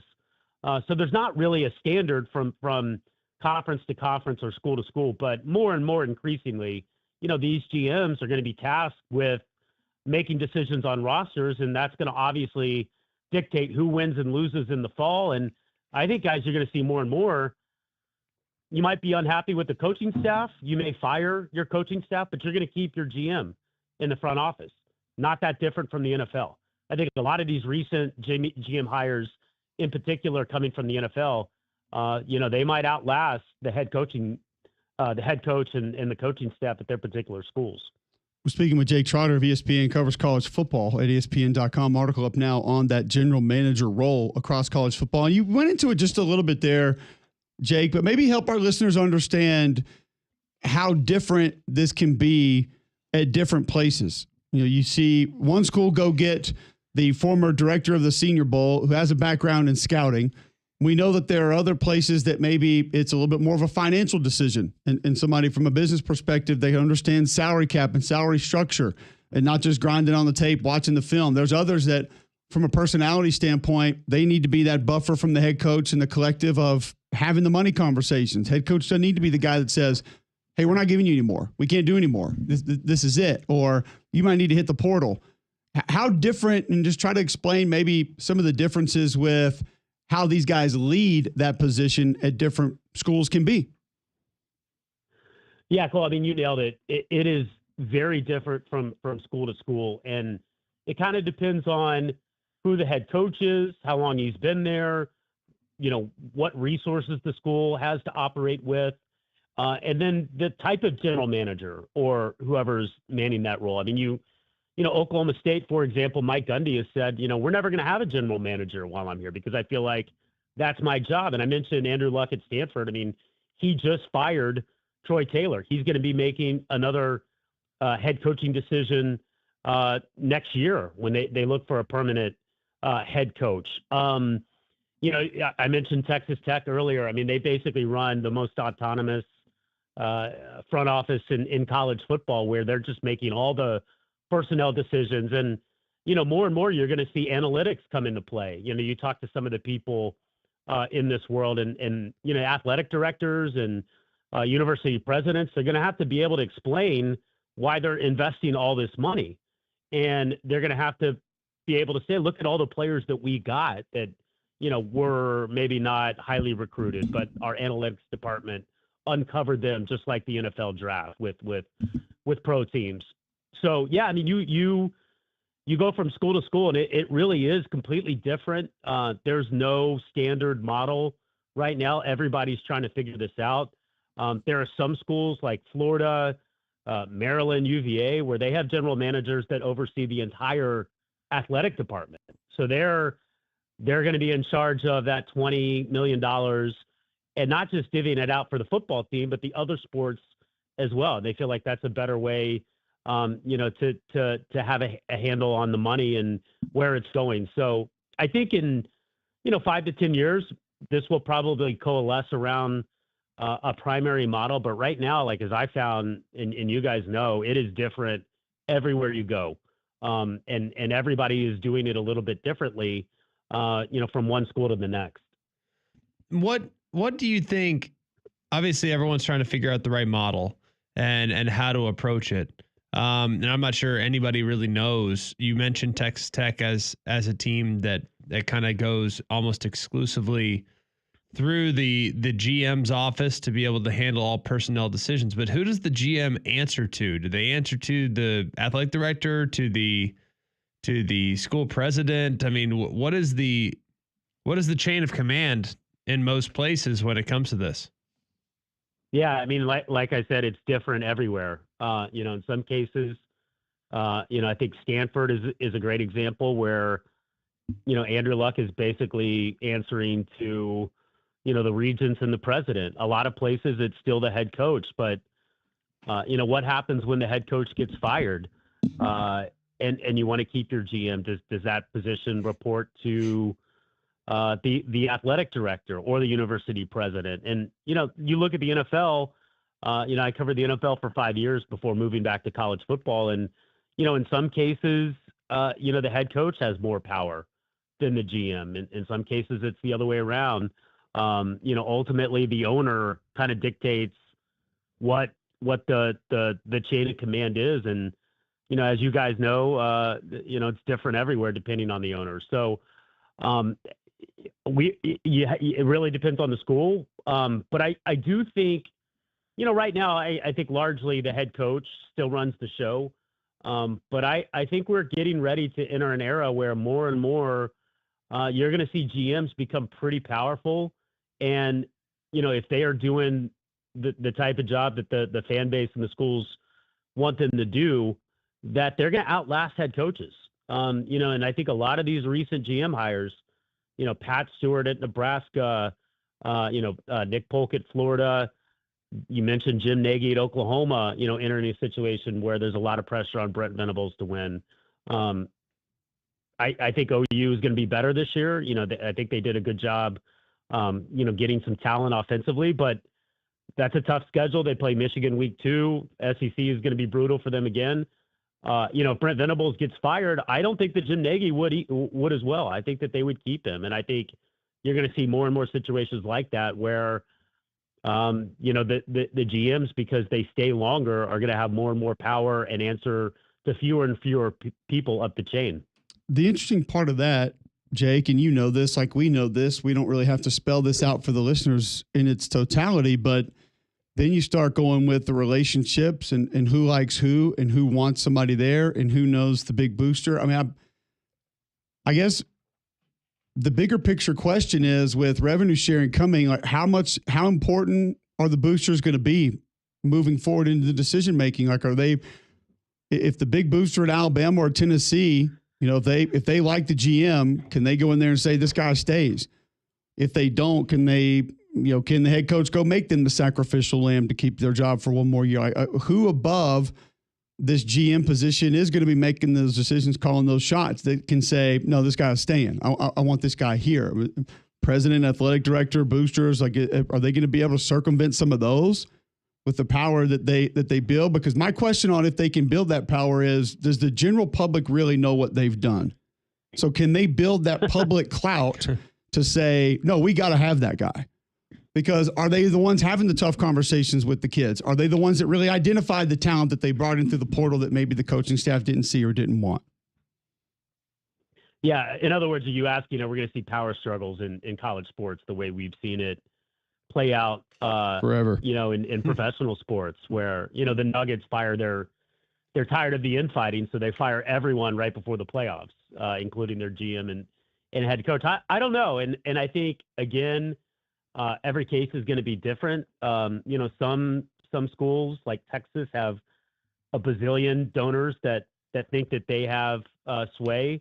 I remember when I was, based out of Oklahoma City covering college football, and Boone Pickens was the most powerful donor in college sports at the time because of the money that he put into the program. And so, if you're a major donor, who has that kind of sway and you like the GM, you don't like the coach, could that play into the internal politics?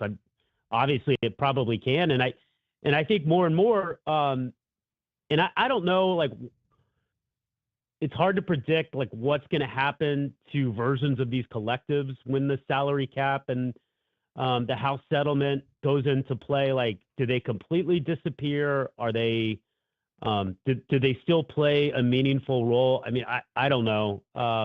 We don't really know what this is going to look like 3 years from now. But, my experience is those people have always mattered. They're going to continue to matter, and they're going to continue to have, major influence in university decisions. And if they feel like we're getting good talent, but it's not being developed, that might fall on the coaching staff. And conversely, if you feel like, yeah, we're just not getting the type of talent we need and we're developing pretty well, that's going to fall on the front office. So, yeah, if you're asking me, like, are we going to see, power struggles at this level play out in the coming years? I think that's probably fair to say. Yeah.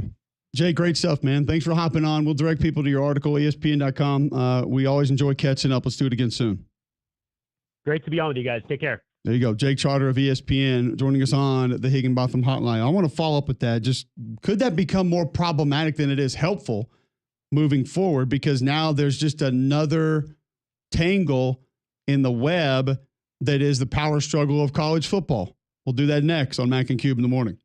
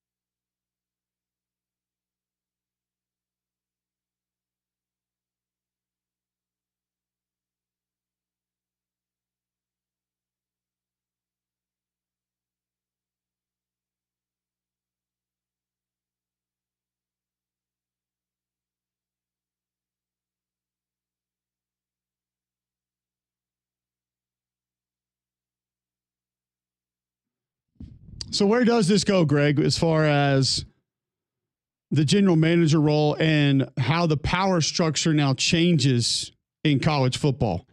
Well, I feel like it's so strange how everything's changed in college football because it always will ultimately, all the decisions will ultimately be made by the board of directors, and obviously the president.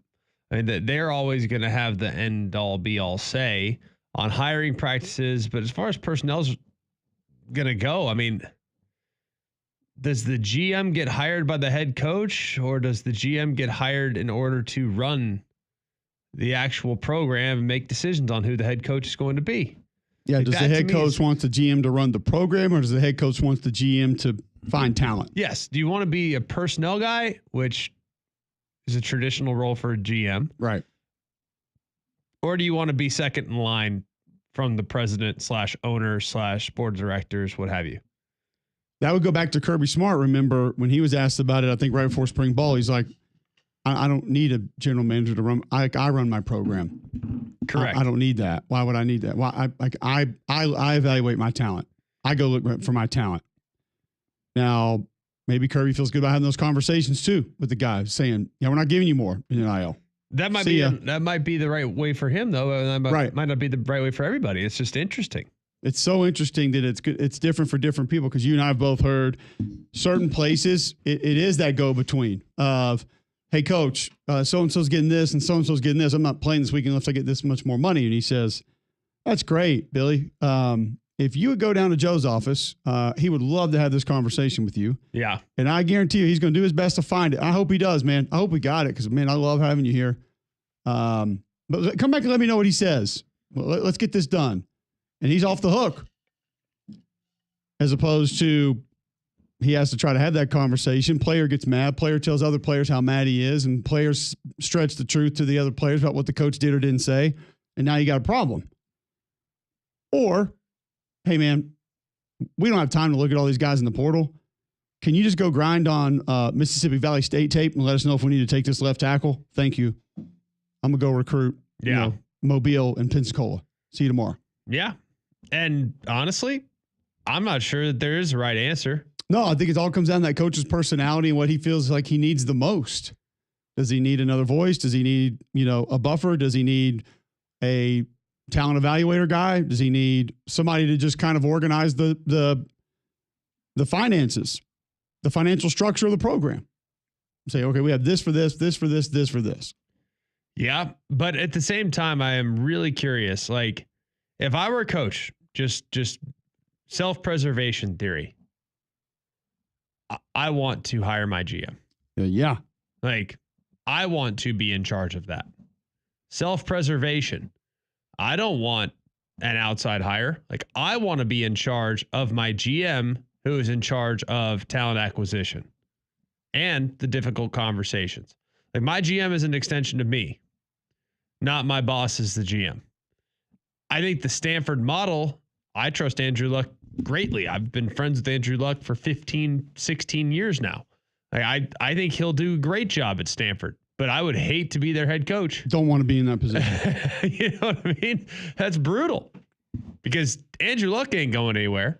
No, when it comes cutting time, who's walking into Andrew Luck's office saying, "Hey, just not a fan of what you've been doing here. Yep. I think it's going to need to be a different direction. We know you're going to land on your feet, though. If we can help you out, let us know. But we got this other guy in mind." That's not taking place. It just isn't. Correct. And then you wonder, too, so let's go a step further past that. In some of these, what will we call them? Facade GM, associate GMs, assistant GMs. And I'm not saying that they don't do anything, but the Max Crosby at Eastern Michigan, the Pat McAfee at West Virginia. I don't know their involvement. I don't know the level of it. Do they want to really be involved? Are they really trying to help? Are they? And some of those guys, I think Pat, if I'm not mistaken, committed 7 figures to the NIL. So if that's the case, he's going to have a say. Heck yeah, he is. What are you going to do? Hey, the guy who gave us $1 million, we need to tell him to kick rocks. Time to go. Yeah, he doesn't have any say here. He's not allowed here anymore. Money can't buy what we got. So you think Max Crosby's dipping in his pockets a little bit to help the program? So it just becomes very confusing and very diluted as to, like you said, and even when you said, Greg, a minute ago, well, we know who makes the decisions here and has the power. Ultimately, it's going to be the board of trustees and the president. Is it a lot of times? I know one place it's not. What, Akron or something? Yeah, I hadn't seen the tape on how Akron runs their program. Eastern Michigan. Probably use some help, though. Kent State? Ypsilanti, Eastern Michigan. I just, yes, those people ultimately in the court of public opinion make the decisions, but we know they don't make the decisions. Correct. Which goes even further down this path of who is that? Who put them there maybe is the most important question to be answered. And then what are they doing? Because I think the real confusing part, Greg, is going to come where you and I are sitting there going, dude, that guy's gotten, he went and found this guy at Southern Miss. He went and found this guy at Eastern Kentucky, and they're turning into real players. And now the fans want him gone because the 5-star quarterback they got from Homewood High School is not turning out. Like, that wasn't his call, man. That was also, he didn't recruit that guy. You made that mistake, Homewood.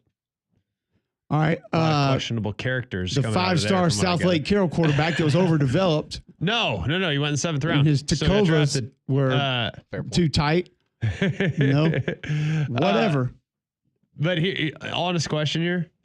Like, do we really know the right structure? No. It's like the NFL. The NFL, like, you kind of know what works.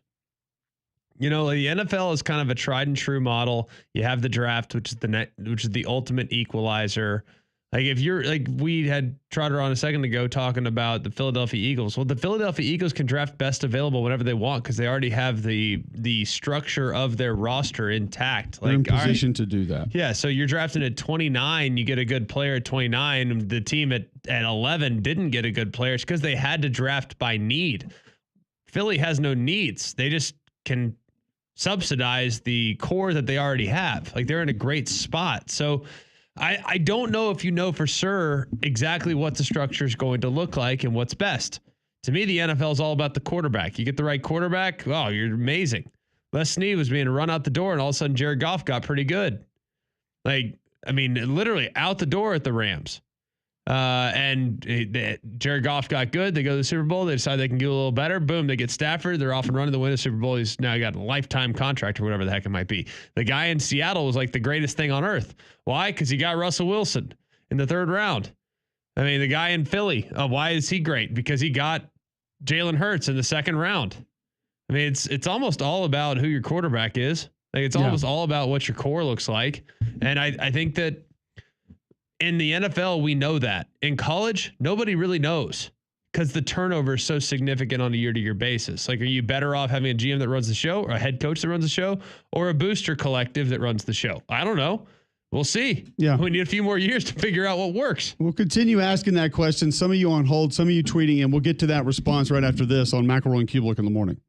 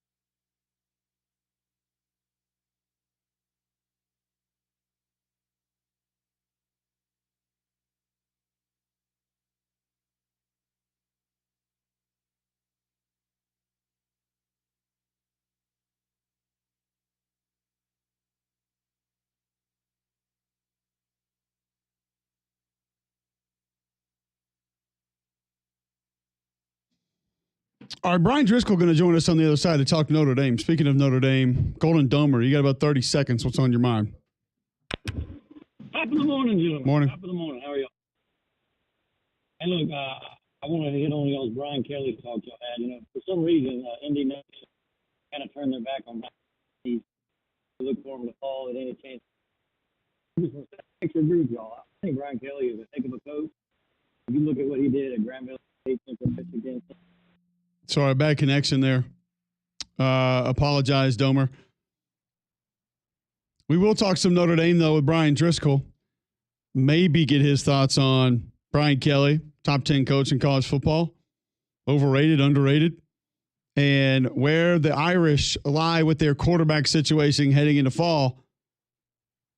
Can they get back to the college football playoff? That and more next on Mac and Cube in the morning.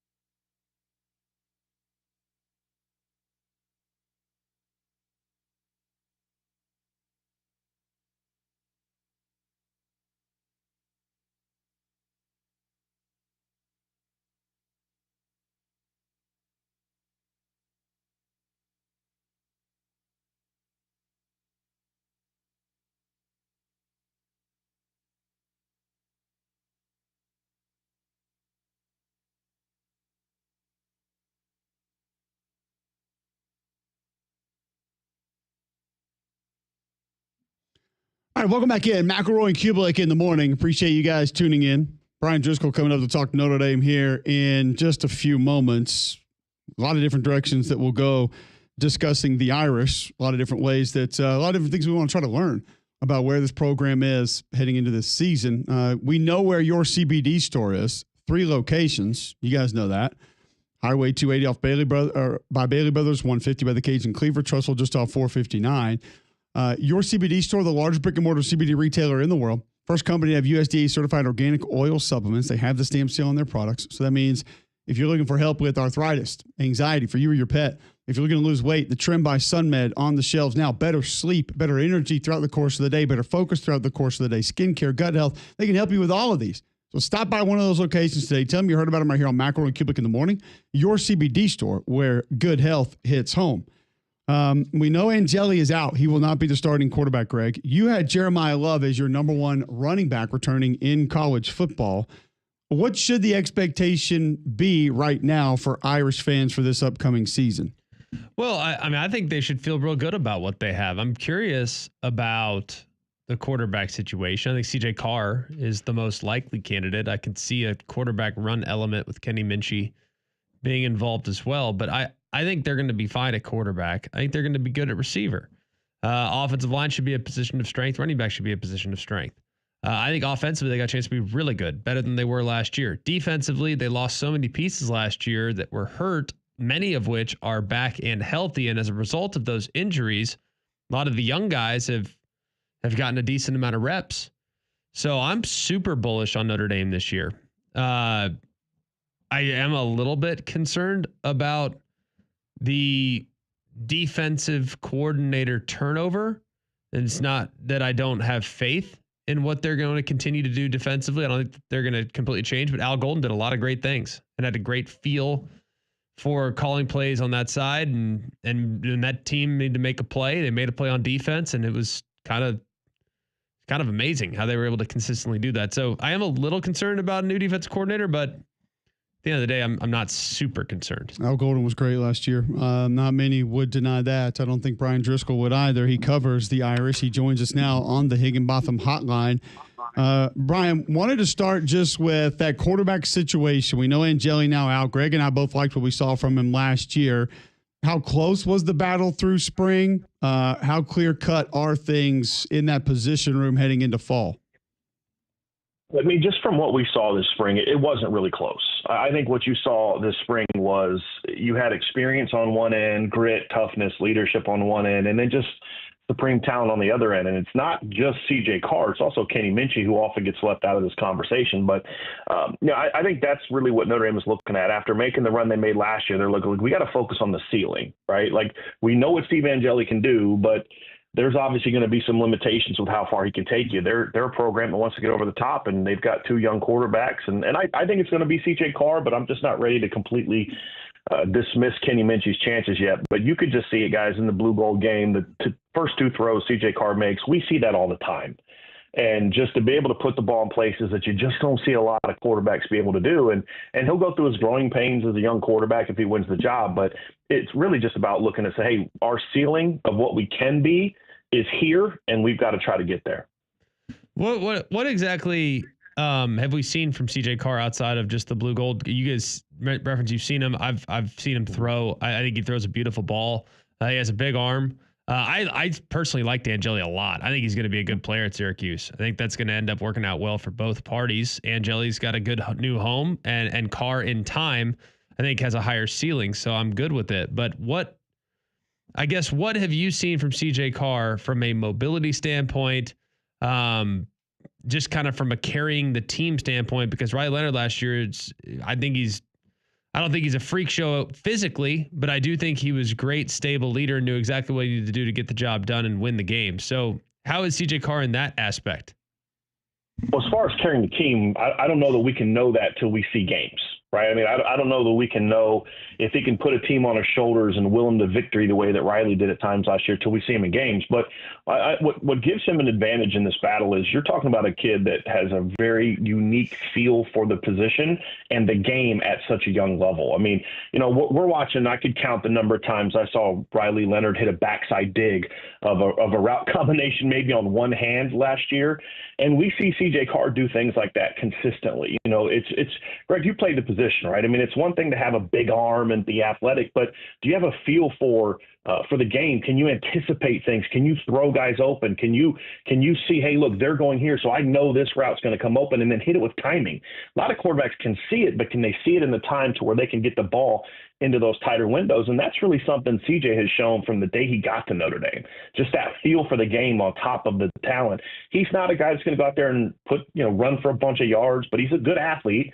But he's more of I'm going to use my athleticism to climb the pocket, to avoid pressure, to keep plays extended and throw the ball on the run, those type of things. He's not a guy you're going to be running, quarterback power on 3rd and 1 against Ohio State in the title game with.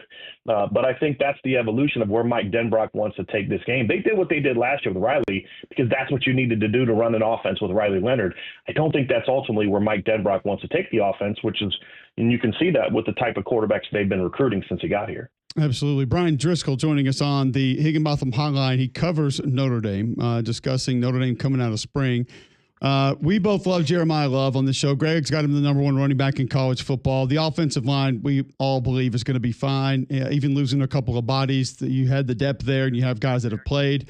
Tight end, I think, will be able to withstand the departures. Where will the weaponry be on the perimeter for this team this upcoming season?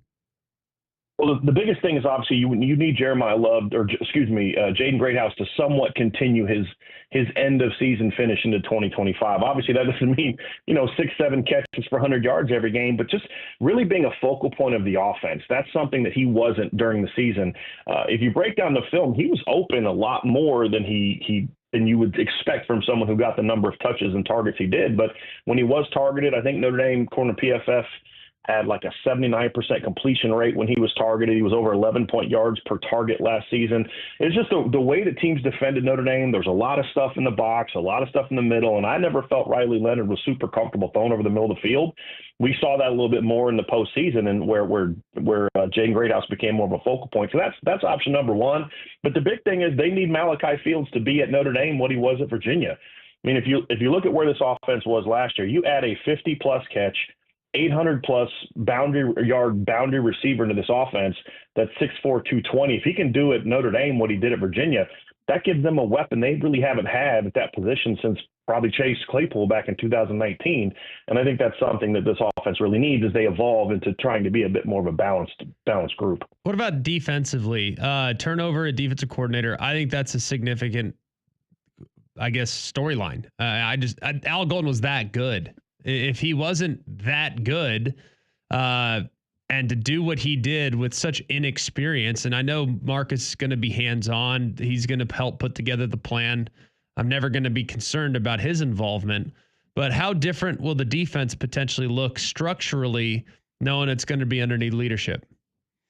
I mean, look, you'll never hear me give the lazy take. Well, as long as Marcus Freeman's here, they're going to be good on defense because Al Golden did a tremendous job last year. But I think what's going to help Chris Ash with this transition is he's inheriting a very talented and very deep group.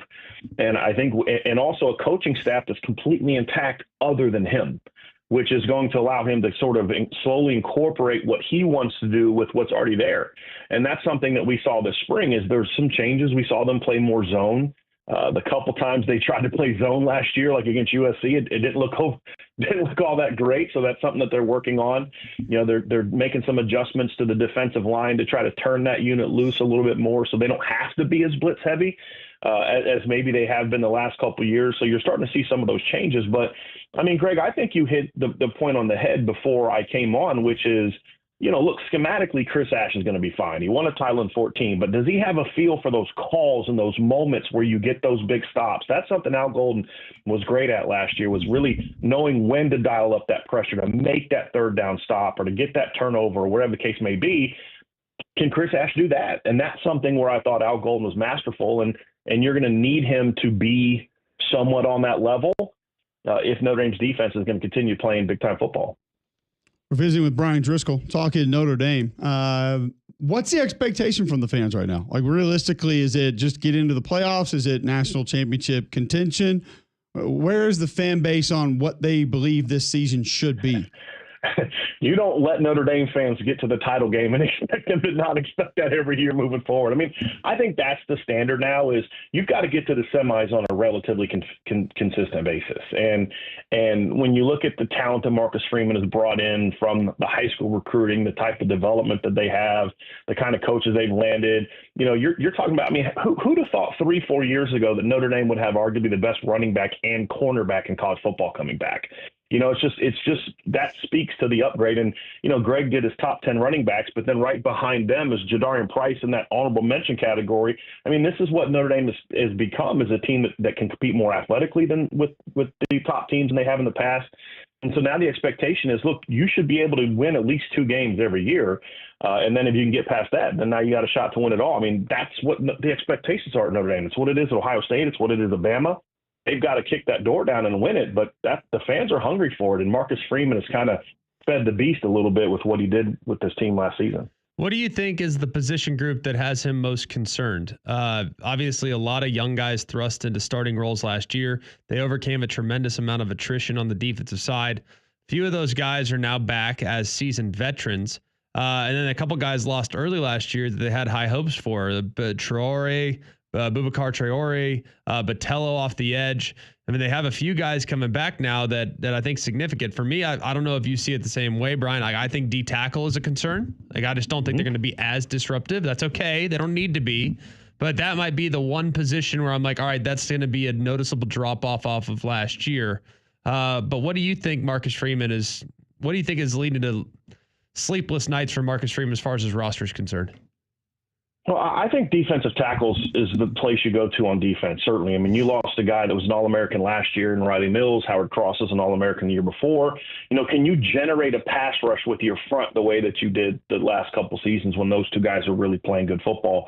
I think this year it's going to be less about the two studs, and it's going to be more about just throwing waves at them. They're going to be a lot bigger at D-tackle than they were last year. I anticipate them using the D-tackles to be a bit more of pluggers this year than they were penetrators last year with a smaller group. They've got, I think, 4 or 5 guys in the rotation now at D-tackle that are over 300 pounds. Last year they had, I think, 1, so that's obviously a big adjustment. So the D-tackles are going to have to be able to carry the load in a defense where I think you're going to ask the edge and the backers to create more pressure. And then on the other side of the ball, I can talk about what Malachi Fields might be and what Jaden Greathouse might be, and maybe Will Pauling can give this and can Eli Rarian do that. But at the end of the day, the pass catchers have to prove that they can play at the high level against the better teams. Can they do what they do against some of the inferior teams, when they play Georgia, when they play Penn State, and they play Ohio State? I think that's the thing you're going to need a lot more this year as you transition to a quarterback that's not going to be a Riley Leonard type of player. Your receivers are going to have to make more plays, and that's going to be the thing on offense that's going to determine whether this is a good offense like it was last year or an offense capable of leading you to a championship. Brian Driscoll covers the Notre Dame Fighting Irish. A little bit off the field here, I guess, kind of. What's next for Notre Dame? We've had conversations the last few days about going to 16 teams. We've had conversations about this 12-game schedule announcement that they had with Clemson. We've had conversations about, obviously realignment's never really going to stop, and looking ahead. What's sort of next for Notre Dame, more from an administrative standpoint of where they fall in all of these new conversations and what might be some hidden meaning in some things that are taking place? Well, I think Notre Dame has really positioned themselves extremely well, guys. I mean, even something as simple as, their TV deal that was set to run out, I believe, this year, they got a 5-year extension from NBC on. And they did that strategically to where when their contract runs up, there's nobody else that's basically a free agent at that time. Whereas when the last contract was being negotiated, the SEC was looking for a new deal, the Big Ten was looking for a new deal. And I think they wisely extended their contract, got a bit of a pretty good-sized jump. But, they're going to be positioned well. I mean, Pete was talking about it when you guys had him on. They're going to have an automatic bid if they rank a certain way. I think with this schedule with Clemson, and they've got Michigan in 10 years, they've got Alabama, they've got Florida, they've got Texas. I think in 2029, they're going to play Clemson, Alabama, and Texas that season. So I think they're positioned very well to do what they've always wanted to do, which is be independent and be a team that's got a shot for a championship. Nothing really changes for Notre Dame until the day that they say you can't be in the playoff unless you're in a conference. And until that day happens, Notre Dame's just going to kind of keep doing what they're doing. But if they were to align with a conference, do you know which direction it would go? Would it be ACC, like many have assumed? Are they a guaranteed lock for the Big Ten if that's where it ends up going? If they were to align, and like I said, big if, because I think as of this moment, Notre Dame still very much can kind of go by their own rules, and understandably. But if they were to go to a different league, who would it be with? Right now, they're contractually obligated to join the ACC if they were to join a conference. That's part of the deal they signed with the ACC. So they would have to do something to get out of that deal. I don't know what the particulars are as far as any kind of buyouts in that regard, but Notre Dame loves their deal with the ACC. I think Notre Dame has done some things to try to, in their own way to help make the ACC stronger in different ways. So I think right now that's where they would like to go. There's a lot of reasons why. Geographically, it's an area that they want to be a part of. There's obviously a lot of institutions like Virginia and Duke that they feel that they're in line with academically. The benefits to the Big Ten are obviously geographic, but I don't know that Notre Dame is as concerned about that. They've never been overly concerned about that, and I think that the fear with Notre Dame being in the Big Ten is they then become a bit of a geographical school as opposed to a national program like they are now. And so the ACC would be the move. Now, if the ACC goes away, then it's a whole different ball game, right? I mean, that's where we're at. But I think the Big Ten at that point in time would either be the Big Ten or the SEC, right? And I don't see Notre Dame joining the SEC. But the ACC would be where they would go right now. And as long as the ACC is a thing, that's what Notre Dame's contracted to do. Brian, kind of 1,000-foot view of the schedule this year. What do you make of it? What's concerning? What do you like? Obviously, the start's going to be tough. I mean, you're going to have a brand new quarterback that's going on the road against Miami, and that's going to, in a very good team in the lines. Miami's one of the few teams that Notre Dame's going to play this year that you can say maybe that team can play with them in the trenches, and really that's their first two opponents. Texas A&M is very similar with a very veteran offensive line returning, but it's really about weathering that early storm, guys. It's about if you get past those first couple games, you've got Arkansas coming up 2 weeks after A&M. It's if you're getting out of September with 0 or 1 losses, you've positioned yourselves very well to make a run, and it's a solid schedule the rest of the way. But every team that they play in October, November is a team that their roster is better than that other team's roster. It's just about make sure that you play your game, which obviously they did last year after game 2. So that's going to be really the big key, guys, is just weathering that early storm, making sure you don't catch multiple losses. I mean, they made the playoffs last year with a loss at home to Northern Illinois. If they're 11-1, they're getting in. You lose your first 2 games or your first 4, now all of a sudden you may get in, but you're going to be on the road. So I think it's really about weathering that early storm. If they can do that, I think they'll be a team to watch for by the time we get to November. Brian, great stuff, man. Thanks for hopping on. Appreciate the time. Always great catching up with you. You do a great job. We'll do it again soon. Thank you, sir.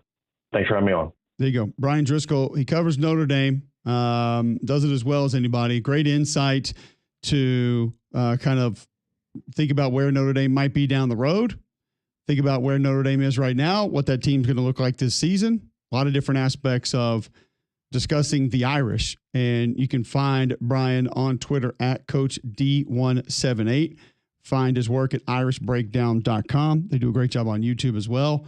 Anytime you're looking at Notre Dame stuff, want to find out more, he is a great source to go and get extra information. So taking a little bit of that, moving into a couple of things that are next. I want to shift gears and go to a different sport and a different conversation when we come back. But first, Greg, tell our regions about a sport you'll be playing tomorrow. Well, Regions Tradition is a great week here in Birmingham. Starting on Thursday, you'll have John Daly, Ernie Els, Stuart Sink all battling it out on the course. And there's more than just golf. The White Claw Watering Hole featuring the White Claw Wave Bar, the Maomi Wine Lounge, both open to the public. Plus, you can enjoy food trucks, Coca-Cola Spectator Village, and a Saturday concert with the Monsters of Yacht right after play. But tomorrow is the Drummond Company Celebrity Pro-Am. It's going to be fun. The lineup's stacked. Cole and I will be out there. Nick Saban, Charles Barkley, Nate Oates, Hugh Freeze, and country music star Riley Green will all be out there. The tee times are throughout, so you can check out who's teeing off when and who with. And it's all in support of the Children's of Alabama. And it's a week you do not want to miss. So get your tickets now at regentstradition.com. All right, when we come back, we go to a different sport and ask your opinion on rigged or not rigged. Next, Mac and Cube in the morning.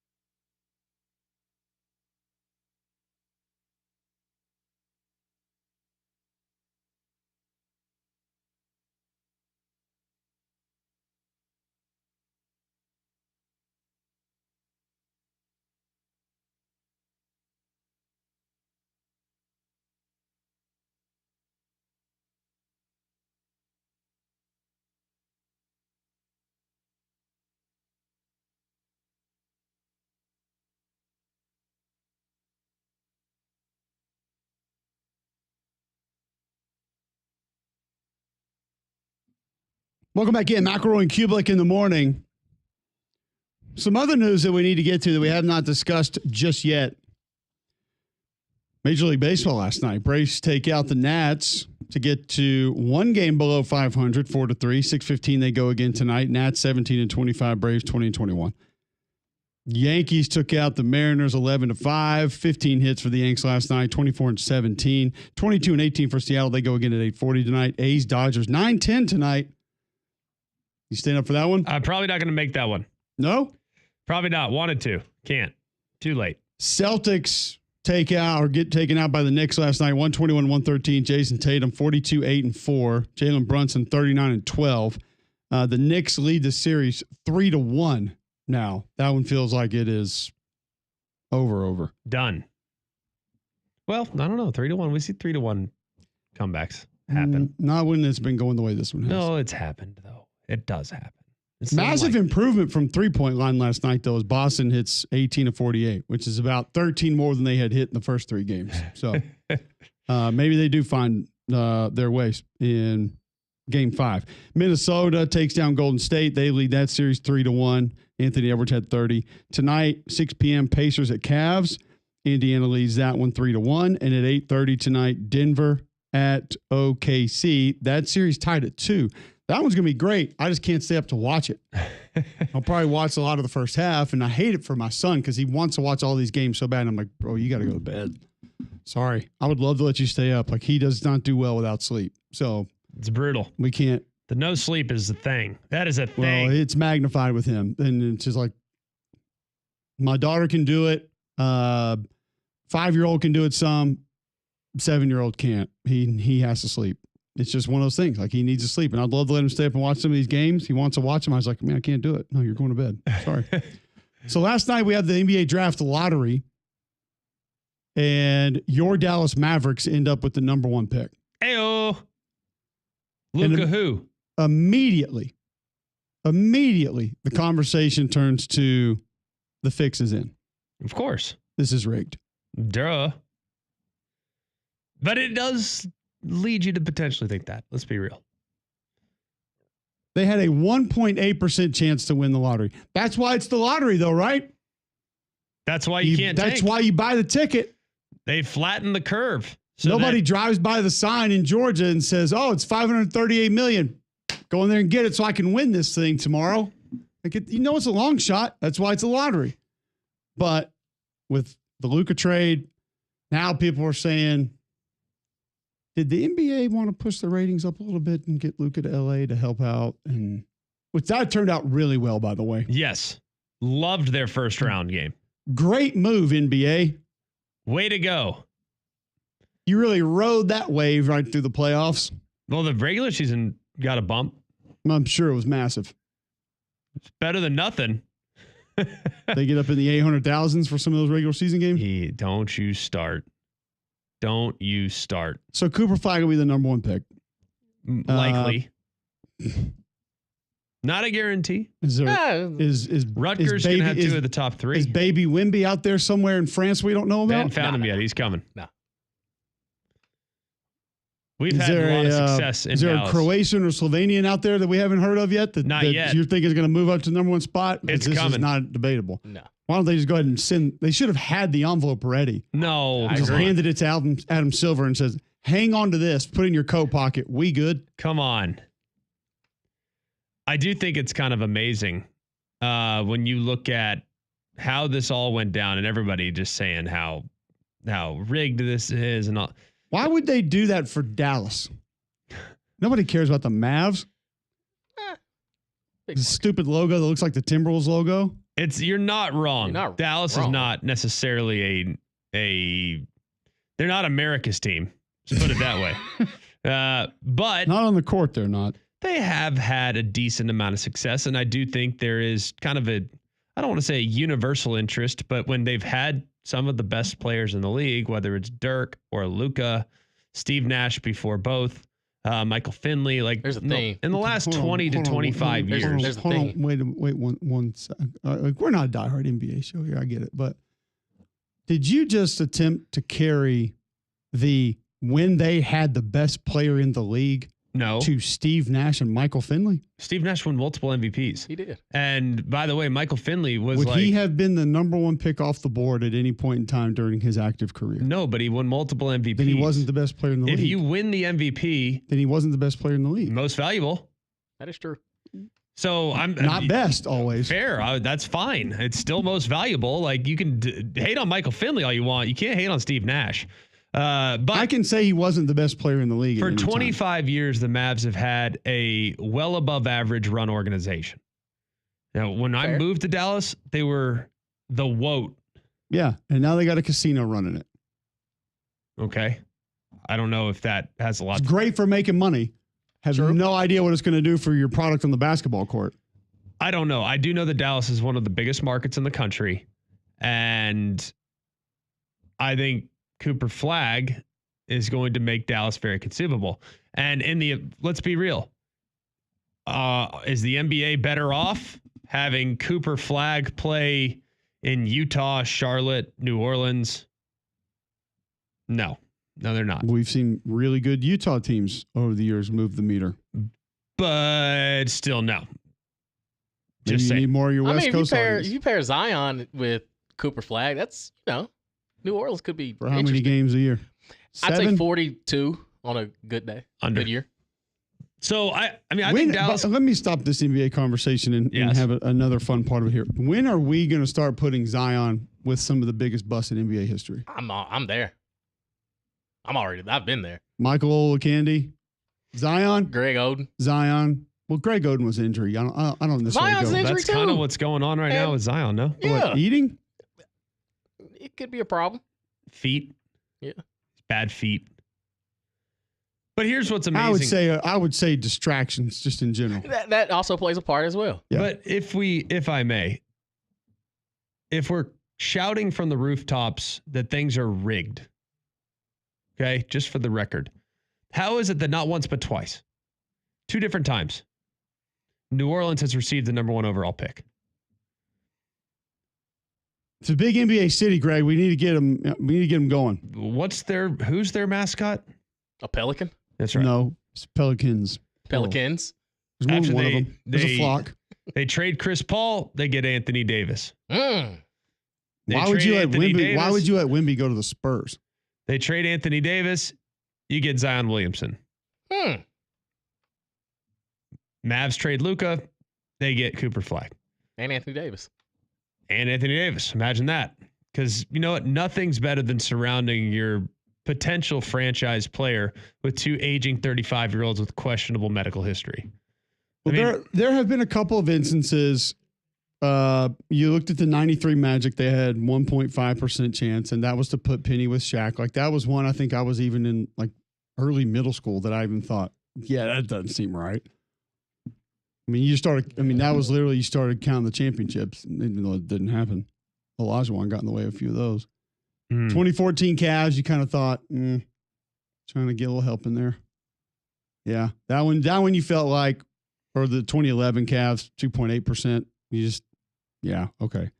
And then obviously the Knicks, everyone talks about that one. But it's not like this happens every year. You're gonna get a flyer every now and then. And there are going to be other players after one that people don't talk about that are really good. Dylan Harper, Ace Bailey. Be good. There are going to be players that can help a team right away. Jason Tatum was the 3rd pick. How'd that work out? Pretty good player, right? Pretty good. Yeah. I mean, don't get me wrong. I think the NBA is rigged. The lottery. The whole thing? No, the lottery. Oh. I think it's absolutely. Who's winning the title? Who do they want to win the title this year? Have you seen the script? Oh, I'm sure I don't think the games are rigged. I'm sure in the perfect world, nothing would make the NBA happier than having Celtics, Lakers, and/or Knicks, Lakers every year. Yeah.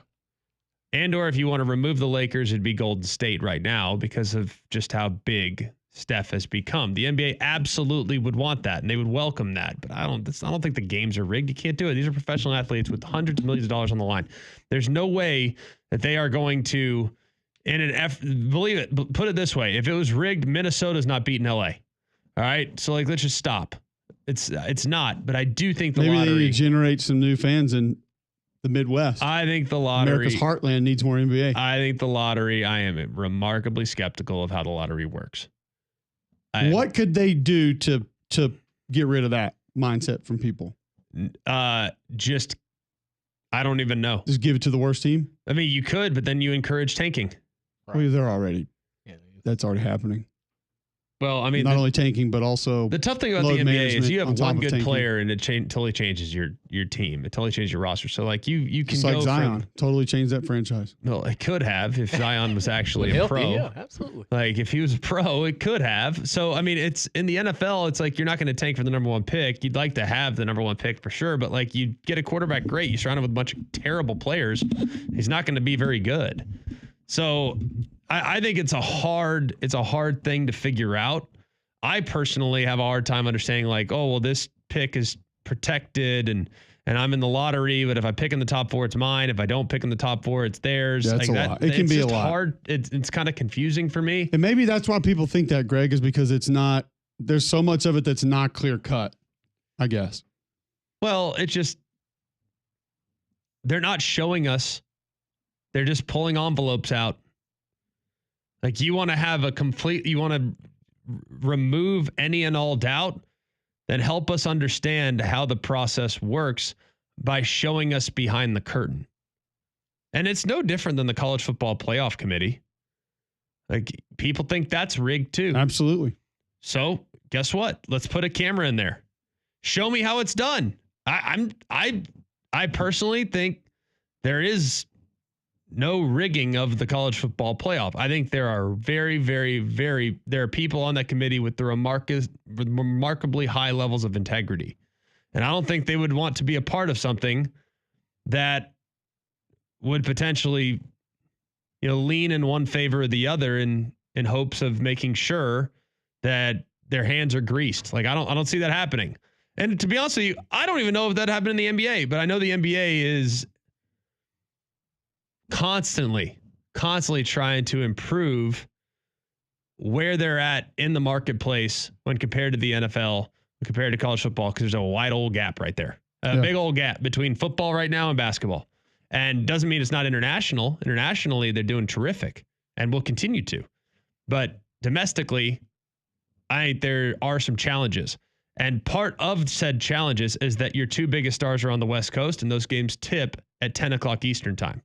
So in the event in which more and more of your players flock to LA and or Golden State, it's going to make things more difficult. I think it'd be super advantageous for the NBA to have more quality in the Central and Eastern time zones. They absolutely, I think, would want that. So if I can land Cooper Flagg in a place that could generate a few more eyeballs on a regular basis, I'm great with that. But right now, once Kyrie and AD retire, which is probably in the next couple of years, and Cooper Flagg's not in Dallas, when the Lakers travel to Dallas, who's watching that? Yeah, nobody. So I don't know. Like I'm skeptical for sure. I just have a hard time believing that there's not maybe a few invisible hands back there that are kind of helping things go. All right, we will move off of the NBA now. That was enough. It was fun while it lasted. Changed it up a little bit there. Let's try something different. So Zion to Atlanta, that's what we're saying. That would actually make things much worse, in my opinion. I don't see how that would help anything at all. I think he needs to go to Utah. Him and Colin Sexton, hey, got action. All right, you have to wait for us to get back into football. There is a different type of football that I would like to discuss. One thing you never have to wait for, though, Greg, is your dental care. That's because Family Dental has you taken care of. The urgent care officer you can be seen the same day. Several locations to make it easy on you. Hoover, Fultondale, Homewood, Alabaster are now open in Trussville. They can get you in the same day. Their routine appointments include free teeth whitening. And they can see you on Fridays and Saturdays because we know your schedules are crazy, especially as graduation and the end of school and all that stuff. Everything that's going on here in these next couple of weeks. It's hard. It's very, very difficult to make sure that things are situated when it comes to your dental care. So call them today at 874-9605. That's Family Dental, 874-9605. All right, we'll be back to discuss quarterbacks right after this on Mac and Cube in the morning.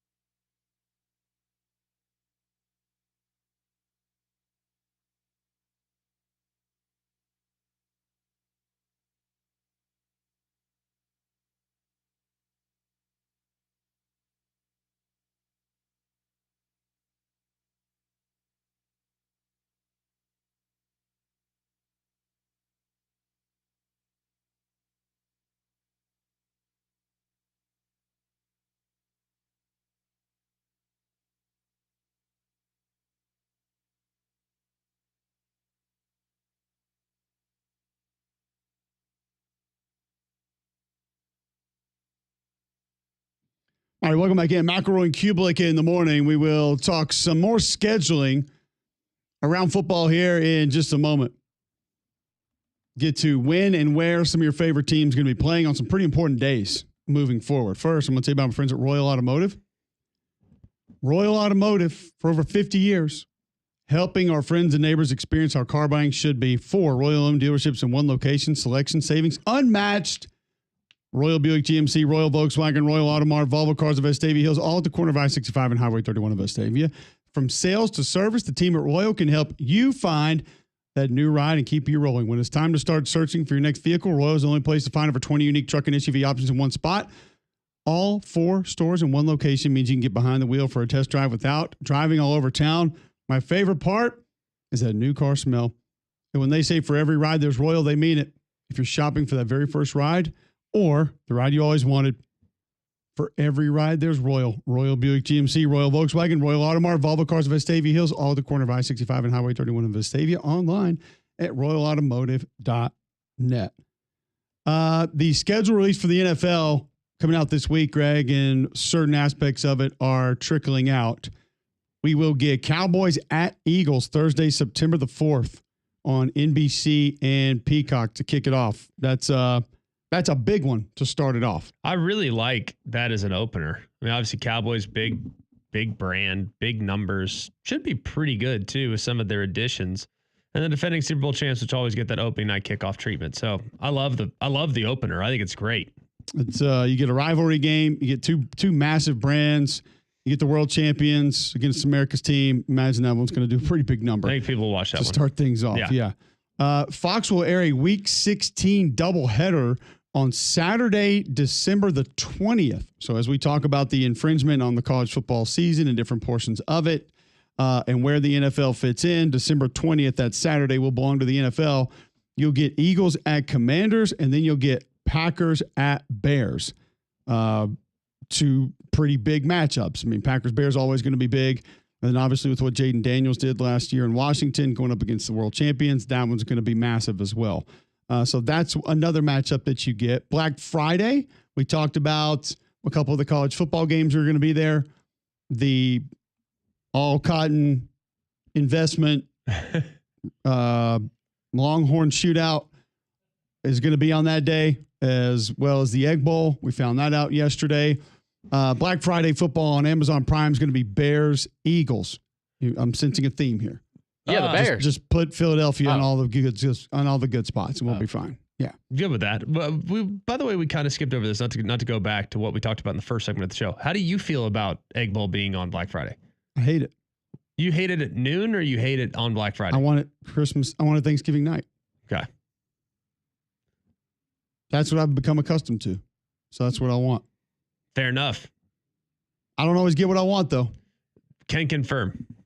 Christmas night in Kansas City. Broncos at Chiefs. Thursday night football. Amazon Prime. If you did not know, December 25th will fall on a Thursday this year. And that night, you will not get the Hawaii Bowl. What? Night before Thanksgiving, night, Christmas Eve we used to get some good ones. And those are just windows that are being missed. You'll get Christmas in not Dixie, but Kansas City. Christmas Eve, but Kansas Broncos City. Chiefs, that's a good one. That's another big one. Rivalry, nice matchup. That'll be a huge Bo window. Nix versus Patrick Mahomes. That will do a big number as well. Yes. I know this is like taboo in sports world. I like that the NFL is putting a game on Christmas. I know it feels strange, and I don't like Wednesday kicks, and it doesn't feel strange to me at all. But just the NBA. The NBA's had like 11 games there for a long time. Who cares? But it's kind of the NBA's day. It just feels kind of. Speak for yourself. I get it. You like football better than basketball. I get it. I'm just saying from a territory standpoint, it feels like the NFL is completely taking over the NBA's biggest day of the year. And that to me is uncomfortable. I get that I like football better than basketball too. I get it. I still like basketball, but I do like football better than basketball. Yeah, give me live sports anytime. But I'm going to be honest with you. The one day I consumed wall to wall, I mean, literally wall to wall NBA from start to finish was Christmas. That's the only day of the year I watched 4 NBA games. It was great. really enjoyed it. And those games were always marquee matchups and great players and good windows and good broadcasts and all that stuff. So When did you guys do presents? 5 a.m. and you were done to just watch basketball all day? I have a 6, a 3, and a 1-year-old. What time do you think we did presents? Literally 5 a.m. was late. That was when I got to sleep in. The first ever NFL game in Madrid, Spain. 16-day Noviembre. Per the poster. That's what the poster says. What's 16 in Spanish? Uno de seis. Right. 16. 15:36. Dolphins, Commanders. Nothing says from Madrid. Yeah. I'm here for it. What did it need to be? I mean, Titans against anybody. The Titans say Spain? I mean, we can take over. It's a Cam Ward show. Okay. We get Tua versus Jaden Daniels. I'm cool with it. A lot of offense. The Minnesota Vikings will become the first NFL team to play back-to-back international games in different countries. They're going to face the Steelers in the first ever regular season NFL game in Dublin, Ireland on September 28th. Then they're going to travel to London to play the Browns on Sunday, October the 5th. Let's go. Feels like a lot. Do you need your passport? Probably. Or you need your star ID? If you got your star ID, you're good. They'll make it. Will they fly to Heathrow? Probably. Here are your international games. Friday, September the 5th. Ugh, Brazil. You don't like it? What's wrong with that? It's just a brutal trip. The Chargers are going to play a team to be announced today. Or tomorrow, excuse me. Tomorrow. Let me break it to you. The Chiefs. Oh, I think it was going to be Titans. Okay. Sunday, September 28th, you're going to get Vikings, Steelers in Dublin. On October the 5th, you'll get Vikings, Browns in London. We just mentioned that one. October the 12th, you're going to get Broncos, Jets in London. On October the 19th, you're going to get Rams, Jags from Wembley in London. The previous Broncos, Jets game in Tottenham Hotspur Stadium. Tottenham Hotspur. And then November the 9th, you'll get the Falcons and the Colts at Olympic Stadium in Berlin. And then November the 16th, we just said it a little bit earlier, Washington and Miami from Santiago Bernabeu Stadium. There we go. In Madrid. I love these games because you get just an early game. At 9 a.m. Yeah, I know. But it does feel like a lot asking the Vikings to do it in back-to-back weeks. Like when I want to know when are they going to leave home and when are they going to get back home? Just stay over there, man. They'll leave on Monday and return after the second game. Well, hold on. The game is on Sunday, September 28th. So they'll leave on the Monday before that Sunday? Yes. Okay. And then they'll go play on Sunday, October the 5th. Correct. And you think they're going to still get home on Sunday? They'll come home after the second game. Right. So that means they'll be there for 2 weeks. They still have the game at 9:30, which will be over at 12:30. Then you got to get to the airport. This is going to sound shocking. I know this is crazy. They are not laying over at JFK. I'm just saying they're going to be gone literally like 2 straight weeks. Correct. It's just a lot. 100%. And I think it's a lot to ask the players to do it. I can't believe the CBA allows it. I get it, but those are tough trips, dude. Some lawyer came in there to the NFL office and said, look, they didn't sign up for this. Do it. Play them back to back. They got them. There's nothing they can do. It's a lot. All right, we'll be back with more right after this.